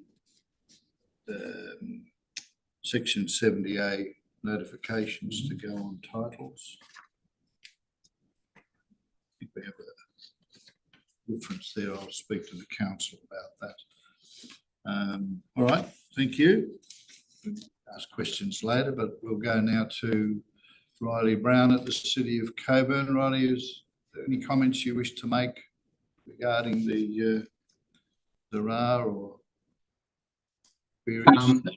No comments from our end, just thanking the applicants for their engagement early on in the piece and their receptiveness to the comments of the DRP. Noting that there was, I think, one element in the DRP that maybe that they had suggested some slight modifications to the room layouts and the like. I think on balance, they've definitely achieved a great improvement between DRP1 and DRP2. So we thank the applicants for their engagement there. And overall, the city thinks that this will contribute quite greatly to the evolving area. And we don't really have any concerns to convey from that perspective. Thank you. Other panel members, no questions? Yeah, just following on the comment about the DRP, noting in the RAR said that a number of changes were made. Can you just sort of briefly outline what those changes were? Yeah, I think probably the most dramatic change that was initially done between DRP1 and DRP2 was almost a complete reconfiguration of the layouts of the rooms. There was some initial concerns raised about overlooking of the apartments to adjoining neighbours, which, although they may be vacant now, it's likely they will be apartment buildings or some kind of residential development at some point in the future. So the primary change between the two DRPs was a reconfiguration of the building to this sort of more winged approach that had internal light wells and internal voids that these apartments are now looking out into, rather than looking out onto adjoining properties. That was probably the biggest one. Some of the other sort of minor things was just some comments around materiality, the choice of the materials that have been selected, how they sort of blend in with the character of the area being a sort of coastal locality. So the applicant really did put some work into consideration of those materials, and we think that in the end we've got a good outcome from that. Thank you. Any other questions? No. Riley, just in regard to condition 3, it's part of the issue of a building permit, landowner contributing towards development infrastructure. Is that prior to the issue of a building permit? Why is it like that? Because if they get this approval and they get a building permit, they still may not proceed, but you're asking them to contribute. Should it? I think Go ahead. Yeah, it is a standard condition that we put on all of our development applications for residential buildings that trigger the requirement for development contributions.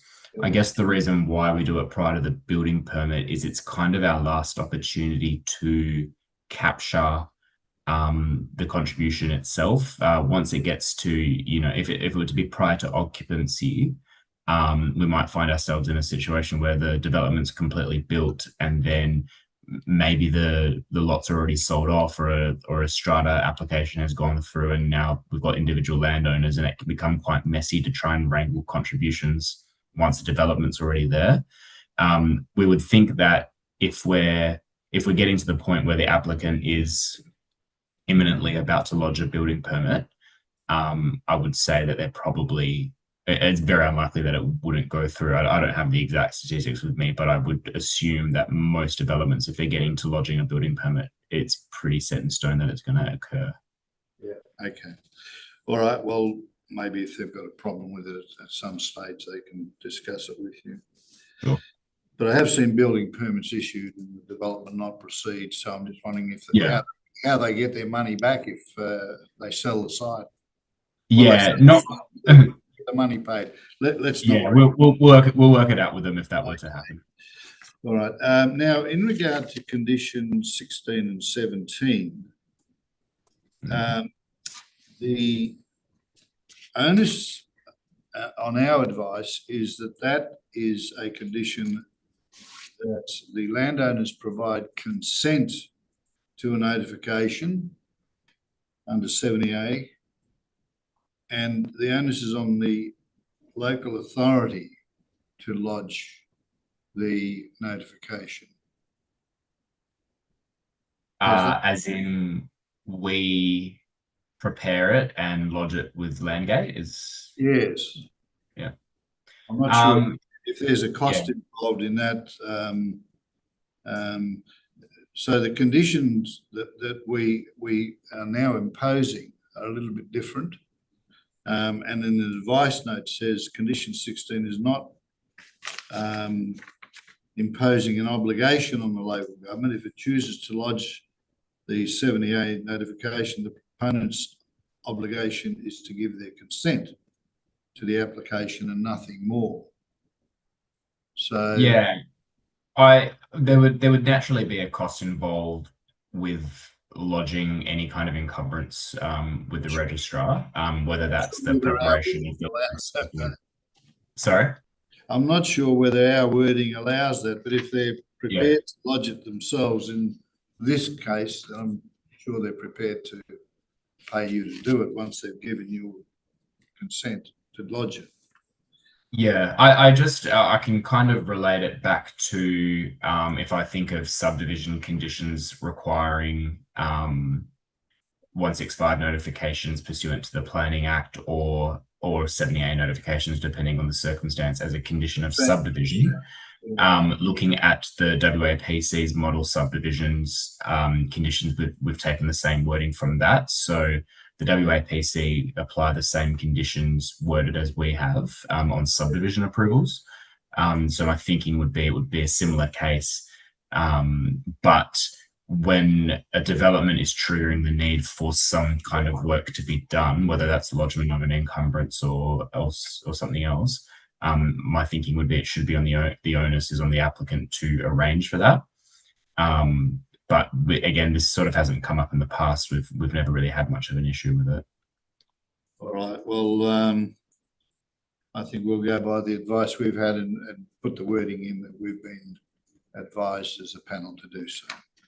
Okay. Okay. All right. No further questions of the applicant or city, then we can move into the discussion on the application and the responsible authority report recommendation. Do I have a mover for that, please? Mover, Member Arias. Seconder, Member Howe. Thank you, Member Arias, please. Thank you. Presiding member, in terms of the proposal, land is zone mixed use under the City of Cockburn local planning scheme, where proposed land uses are permitted and capable of approval. The proposal is also consistent with the objectives of the mixed use zone under the scheme. The site is subject to the Rob Jetty local structure plan, which identifies the site for high density mixed use development, which is what proposed. The RAR confirms that the development complies with the intended development outcomes under the structure plan. The DRP has indicated the proposed design generally meets the 10 design principles, noting that the application was modified based on DRP feedback and supported by the city's officers. Also note there's a reduced car parking proposed for the lunch bar component of the development. This is supported by the city's officers, given the modest size of the lunch bar and the likely limited staff and patron turnover, and the fact that it's really intended to be a local facility. And I would support those reasons for repairing the car parking. So that basis, happy to support the motion to approve. Okay, Member Howe, second. Nothing other than to say, I think Development WA, in pulling together the Cockburn Coast Precinct, would be very pleased that this is the type of development that's now occurring and contributes very much to their vision. Thank you. Councillor Weidenbach, do you wish to speak to the item? No, I have nothing further to add. Okay, thank you. Well, I'll support the mover and seconder in regard to this, but I'll foreshadow an amendment to conditions 16, 17. I'll move that condition 16 be reworded and condition 17 be deleted and replaced as a hang on, let's have a factor. No, sorry, condition 16 be reworded and say that prior to occupation or use of the development, the landowners shall provide consent to a notification pursuant to section 70A of the Transfer of Land Act 1893, must be registered over being placed, some of the wording. Must be registered over the title of the lots in this application. And I'll get the certificate of title lots detail. Garston Way in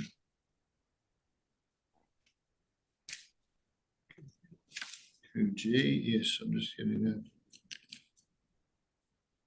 To the land subject of the proposed development notification shall notify owner and prospective purchase of the property as follows. And then it says this lot is located, etc., etc. The two paragraphs that we've got on the agenda. So I'll move that and a new advice note to that saying condition 16 not imposing an obligation on the local government. If the local government chooses to lodge a notification under section 78, the proponent's obligation is to give their consent to the local government's application and nothing more. Okay, so I'm moving that amendment number 1 to the recommendation. Do I have a seconder? Mr. Arias. Okay, I don't wish to speak any further on it, other than the fact that it's been given to us as the development assessment panels to use that wording rather than the wording as was stated. I believe it's not the proponent's responsibility to lodge these. Seconder, do you wish to No further comment? No. Anyone else wish to speak to it? If not, I'll put the amendment number 1. All in favour? That's unanimous. Okay. And amendment 2. And sorry, that was to be, did I say it was prior to occupation? Yes, I guess. And amendment 17. The wording is to read prior to occupation or use of the development, the landowners shall provide consent to a notification pursuant to section 70A of the Transfer of Land Act to be registered over, or must be registered over being placed on the certificate of titles of the lots pursuant to this application. And I'll quote those in the final version. The land subject to the proposed development, the notification shall notify owner and prospective purchaser of the property as follows. And it'll be, this lot is situated in the vicinity of existing industrial land uses currently affected or may in future be affected by noise. And point 2, that a new advice note be added to read as follows.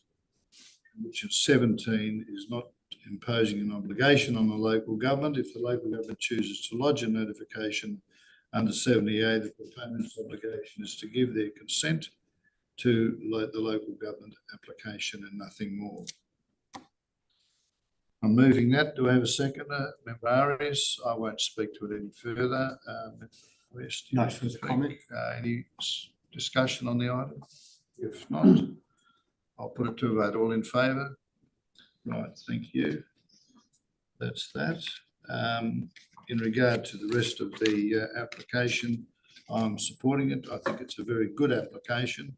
It fits the planning framework and uses that are envisaged for these types of developments. It's a scale form of development, and it makes an attractive addition to the Coogee landscape and streetscape. So I'll be supporting it. The last speaker, in that case, I'll give Ryder a reply.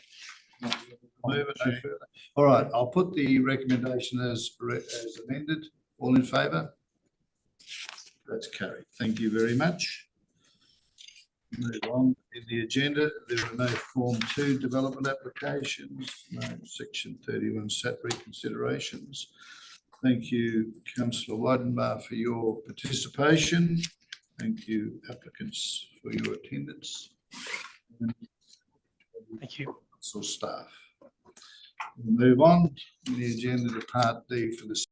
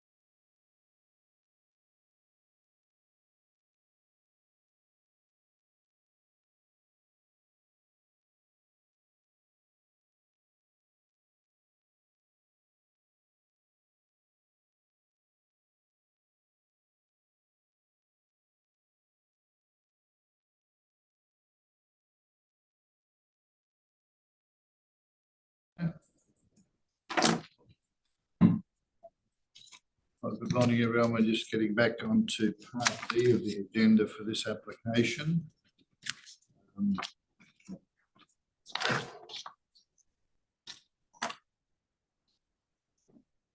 So we'll remind everyone that this part of the meeting, or this meeting, is being run in accordance with DAP's standing orders, and panel members may refer to technical devices throughout the meeting to assist them in considering the information before them. Welcome, Councillor Huntley and Councillor Coetzee from the City of Wanneroo. Welcome to the panel this morning. And in doing so, I will ask all members to signify by raising their hand that they have considered all documentation contained within Part C of the agenda and Part C related information. Can I please have a show of hands that you have? Thank you, Councillor. Yes, that's it. That's unanimous. Okay, item 2 is disclosures of interest. I have had a disclosure of interest from Mr. Arias. He was formerly the CEO of the Tamala Park Regional Council until August 2021. He was not involved with the Regional Council or any of its deliberations or planning since that date. And he has had no contact with the owners or consultants on the current proposal. And as a result, he has been granted approval to sit on me and also to vote on this application.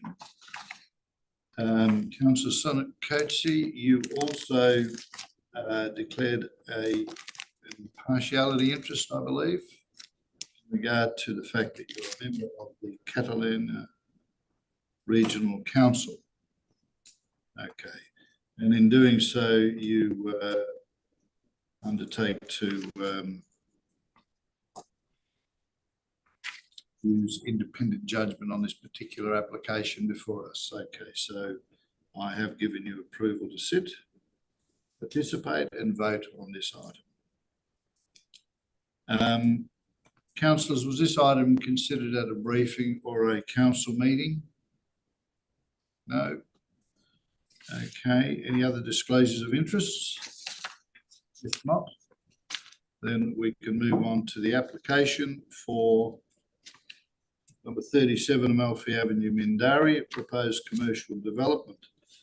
We have a presenter in support of the application, Mr. Matthew Kane from Planning Solutions, and we also have Alex Kubin and was it Mark Zavella? Yes. Yes, from the architects. Okay.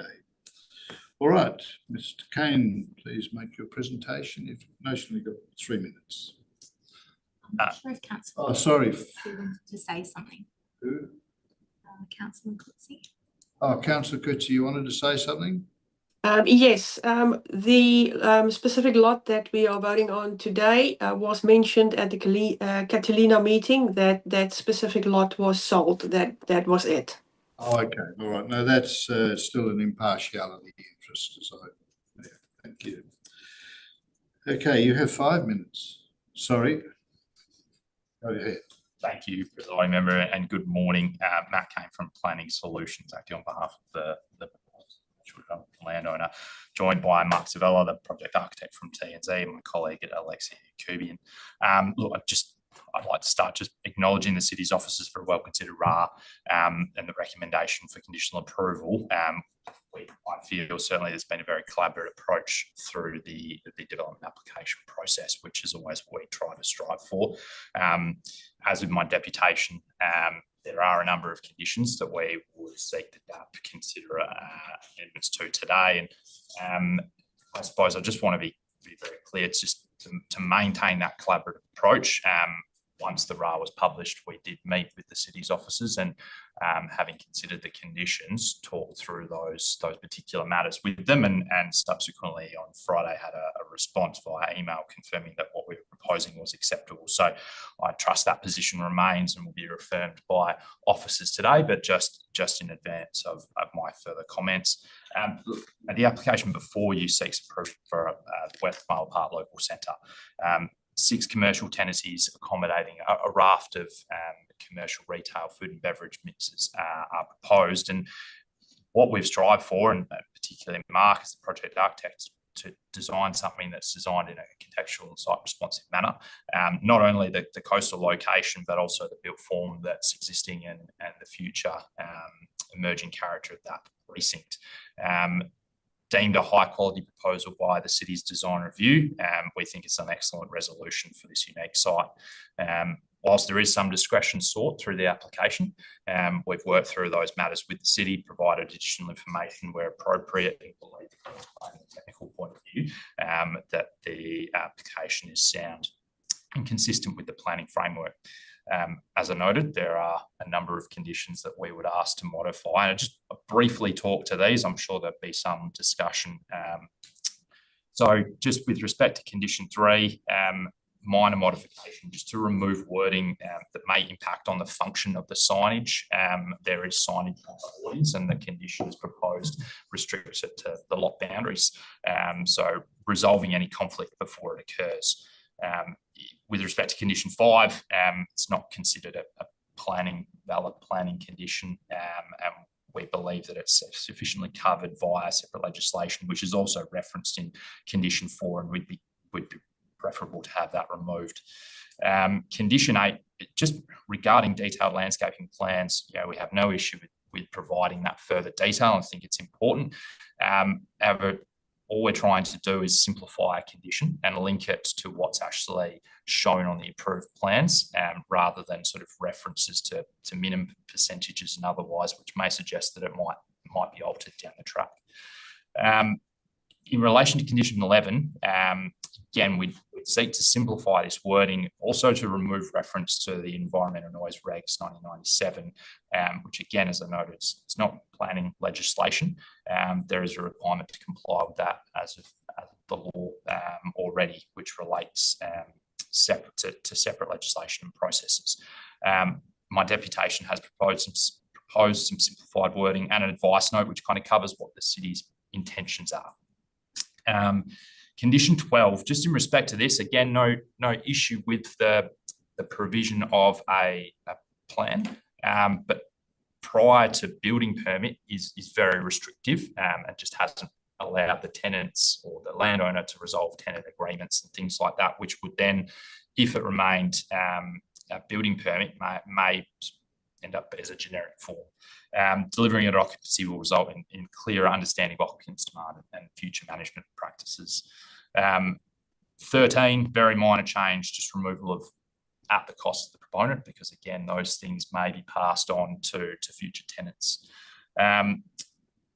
The condition 16, we'd ask to simplify simply to remove most of the generic information that's covered by the plan, and just simply require approval in accordance with the waste management plan that's been assessed and considered by the city. Regarding condition 18, again, similar to other matters, it's building legislation that's referenced. It's not planning legislation, so it really has no purpose as a planning condition in our mind. Condition 19, this relates to the discretion that we've sought and justified through the net benefit test, and links to the retail net lettable area proposed. But the request would be simply to remove references to structure plans and local development plans that aren't, or in our minds, could be revoked or modified at a later time. With respect to condition 20, and as noted in the city's RAR, the adjoining lot owned by the city, it's Crown land. There's no management order for the city that we're aware of, and we did ask the city, and they were comfortable with the condition that we put forward, referencing the department in consultation with the city, simply just to ensure that we coordinate with DPLH. If there is a change, well, that's fine, but we've covered both bases. In respect to the final condition, just seeking to clarify condition trigger timing, because there are sort of multiple references to different times, and remove items that in our mind aren't relevant because they're not relevant to the development. Just finish noting that these condition modifications we've asked for, we don't think fundamentally alter the recommendations proposed. They're simply trying to ensure that maybe standard conditions that might be applied by local governments are appropriately tailored where necessary to a site. We don't feel that they change the intent or purpose of the city's conditional recommendation as a whole. Happy to talk to those matters, and I'm sure the city's officers may talk to those conditions and hopefully reaffirm the position they had from last week. Pleased to answer any questions. Thank you very much. Thank you. Panel members, are there any questions for the presenter? No. Okay, thank you, Mr. Kane. To the city officers.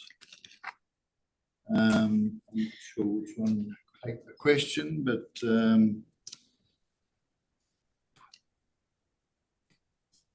do you wish to comment on any of the presentation that's just been made, or do you wish to just go straight to questions? No, just the only comment is that we concur with the presenters' comments, and we have had a previous discussion about the modifications to the conditions, and we're comfortable with those. And happy to take any questions.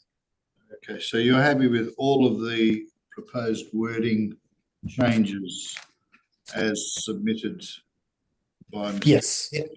We're comfortable with that. Largely, this is the standard conditions that have been, I guess, tailored to the development as what the presenter said, and we're comfortable that if they are comfortable with them being more specific to the site, then we are too. So it's fine. Okay, panel members, are there any questions from you to the council staff? Councillor Coetzee.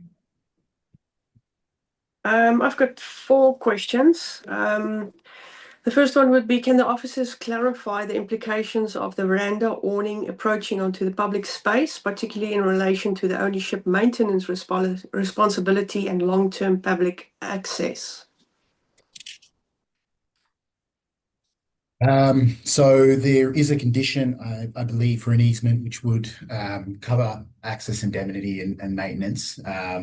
That's been imposed through a condition, and that's been, I guess, the advice we've received from our property teams. Thank you. My next question is, how confident is the city that the proposed 27 on-site bays and approximately 16 on-street bays along Portofino Promenade, 43 effective bays then, will be sufficient? So thank you for the question. Effectively, the full merits-based assessment has been slightly deferred through a parking management plan, which is, I think, detailed in the report.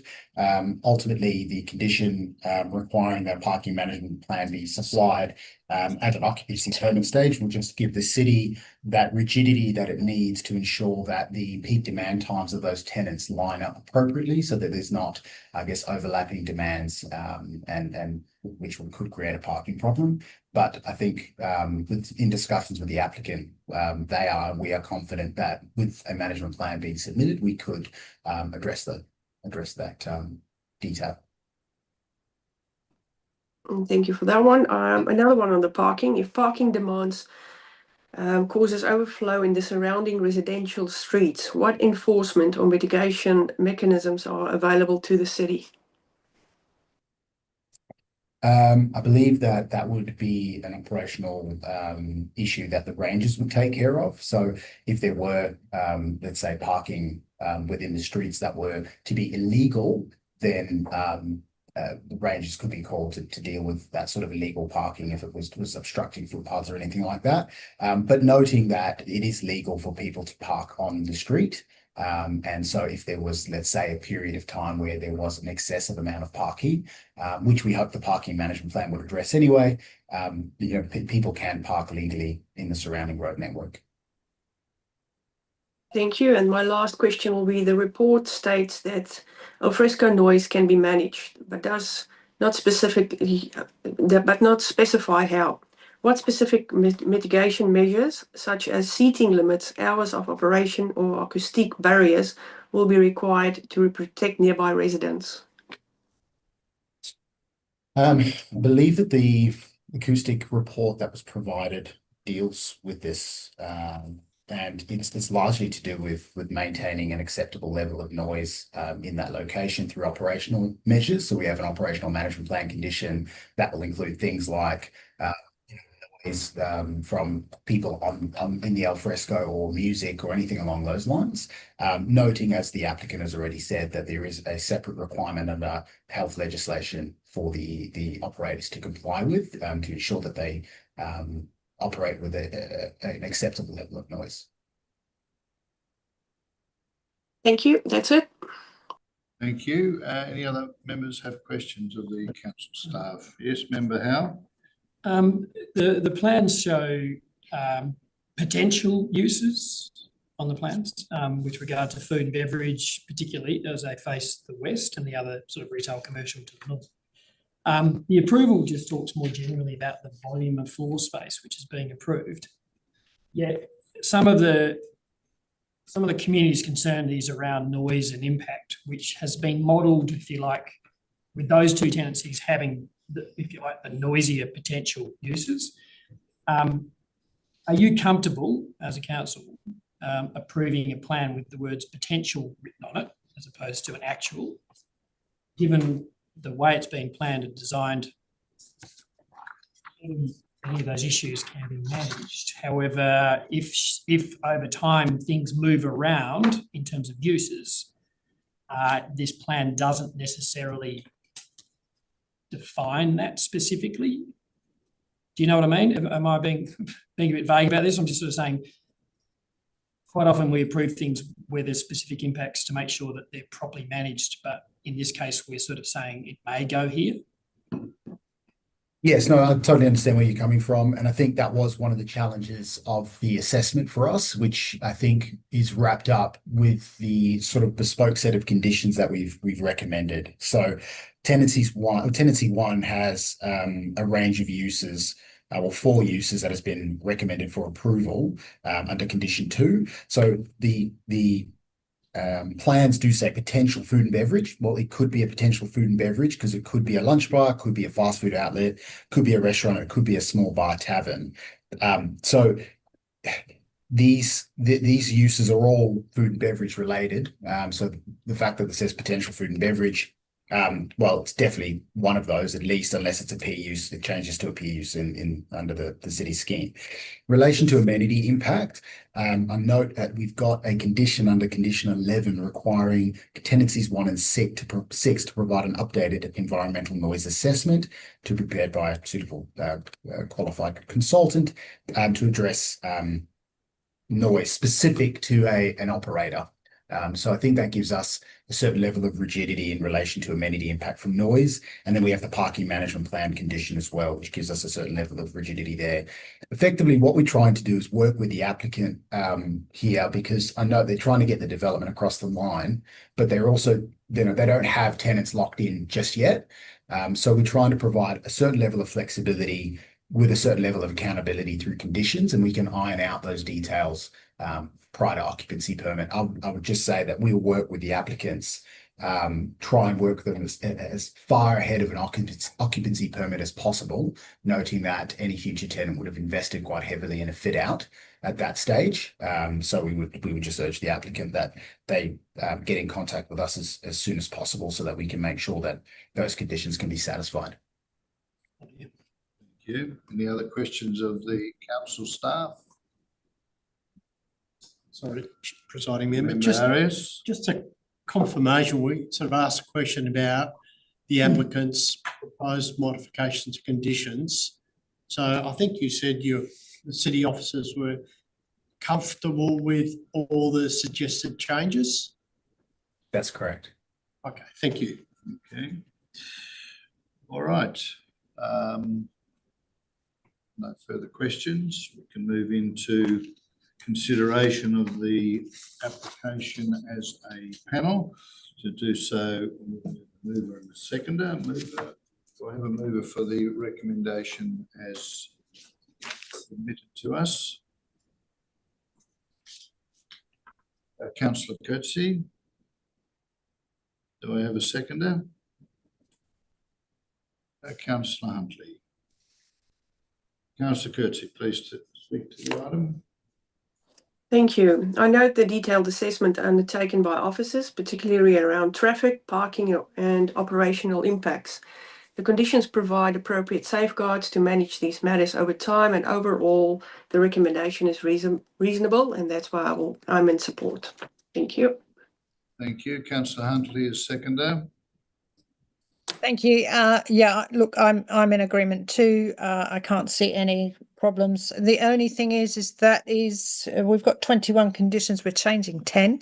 It would be nice to get a view on what that would look like. Other than that, yeah, no problems. When you say a view on what it would look like, they are in the deputation summary documents submitted by the proponent's planner. Did you get that, councillor Huntley? The related information. Yeah, yes, I did actually. Yes. Yeah, they're all listed in there, and the council staff agree with everyone words for word. Okay. All right. Any other member wish to speak to There it is. Thank you, Presiding Member. I will speak to it. I'm happy to support the motion to approve. In terms of the zoning under the council's planning scheme, the commercial uses are appropriate. They are capable of approval. Proposal is consistent with the objectives of Westmala Park Local Centre. And I'm generally happy with the range of uses that are proposed. The RR indicates that the DRP was generally supported with form in terms of scale, street activation, which is particularly important in this location. So comfortable with that view. I note that there is a proposed increase in the little area from 250, which is what is identified under the LDP, to 1,000. I actually think that's... Coming voice call from Jane and Ma. Sorry. Let me just mute this. Thank you. I actually believe the increase from 250 to about 1,000 is appropriate and necessary for the centre to actually operate successfully. I think 250 is far too small, and noting that the applicant's done a net benefit test, which is supported by the city officers. And finally, the TIS that's been provided as part of the development indicates that relatively few vehicle movements, which is supported also by the city officers. So on that basis, happy to support the motion to approve. Presiding member, I just need some guidance. I'm comfortable with the applicant's proposed conditions changes. Is that something we can move on block? You can move on block if you wish, yes, Yep. Because we've got it all before us, and the applicants requested, provided all the wording, and also the council supports it. So I'm proposing a motion to modify, and would you like me to list them individually? You can read the conditions individually, Yeah, okay. yes. So you don't have to go into the detail of it, just as submitted by the proponents. Yeah. So I'm proposing to modify condition 3 by the deletion of the words at the end of the current condition.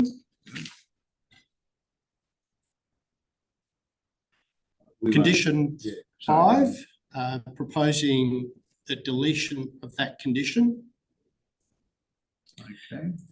Condition 8 is proposed to be reworded as per the applicant's proposal, which essentially just removes a couple of words and makes it probably simpler. Condition 11 is proposed to be modified as per the applicants, and which includes, and that relates to the noise assessment and compliance, and that includes an additional advice note to clarify that it's subject to environmental noise regulations. Yep. Condition 12, condition 12, it involves some minor amendment in terms of timing, so no longer building permit, but occupancy permit, and just a minor word change under D. 13, Once again, it's simply the removing costs of the proponent, just to clarify that that may be done by future tenants, but it will be done. Condition 16, that removes most of the detail and requires compliance with the waste management plan. So refines the condition. Condition 18 is proposed to be deleted because it relates to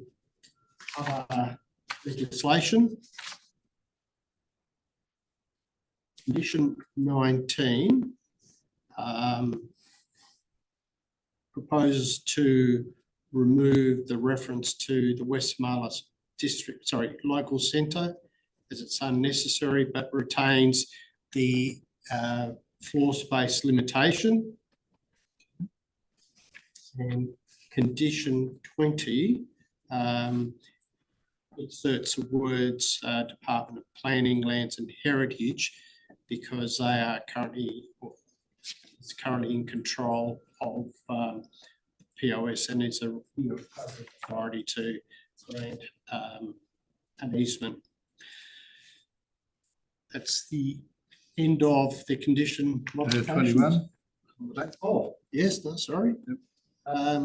Okay, so condition 21 relates to construction management plan, and there are two components proposed to be removed because they are not relevant. That's H and I, and then modification to J.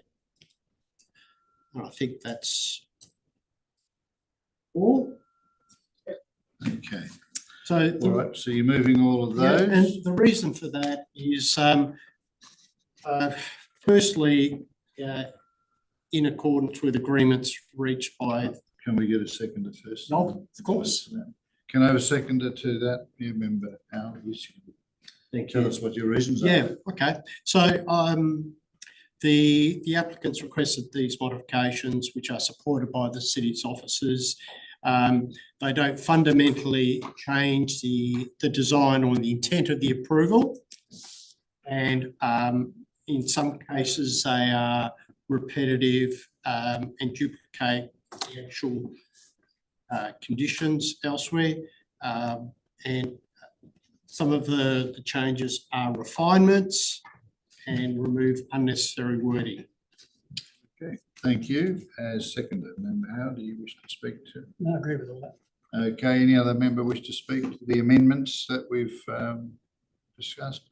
All right, right of reply, Mr. Arias? No further comment. Okay, I'll put the amendments, of which there are several. How many? So, well, that's just one amendment, sorry. But any parts? All right, all in favour? That's unanimous. Thank you very much. You can go back to the standard motion. Standard motion. Remember, I think I outlined the reasons for support and the nothing further to add. Okay, all right. Any other member wish to speak? How? Other than to say, congratulate the proponent and council working together on something that's quite tricky, as it's an evolving commercial opportunity, I suppose, is how best to put it. But I think it'll operate and give a lot of local employment and service and amenity and food and beverage to the community. And I think through conditions and plans, looking to ameliorate any of their concerns that the community might have about the introduction of that type of commercial activity. So therefore, I'm willing to support it. Okay, thank you. I too will support it. I think it ticks the boxes for the planning framework. The uses and the development is of a scale that is more local and should be of benefit to the locality and residents of the locality. The main issues, I think, in terms of the concern of impact on amenity of the locality, the parking numbers, noise, and traffic access to and from. And I'm happy to see that the conditions 11, 12 and 13 talk about operational management plans, parking management plans and environmental noise assessments that will put a modicum of control onto the activities in the proposed tenancies, as will the licensing authorities should the applicants choose to have a liquor license in any of those tenancies. So I'm supportive of it. I think it's a good development for locality. That being the case, we've all spoken. I'll put it back to Councillor Coetzee to close debate on the item. I'm happy with everything. I have nothing further to say. Thank you. Okay, all right. I'll put the recommendation as amended to a vote. All those in favour?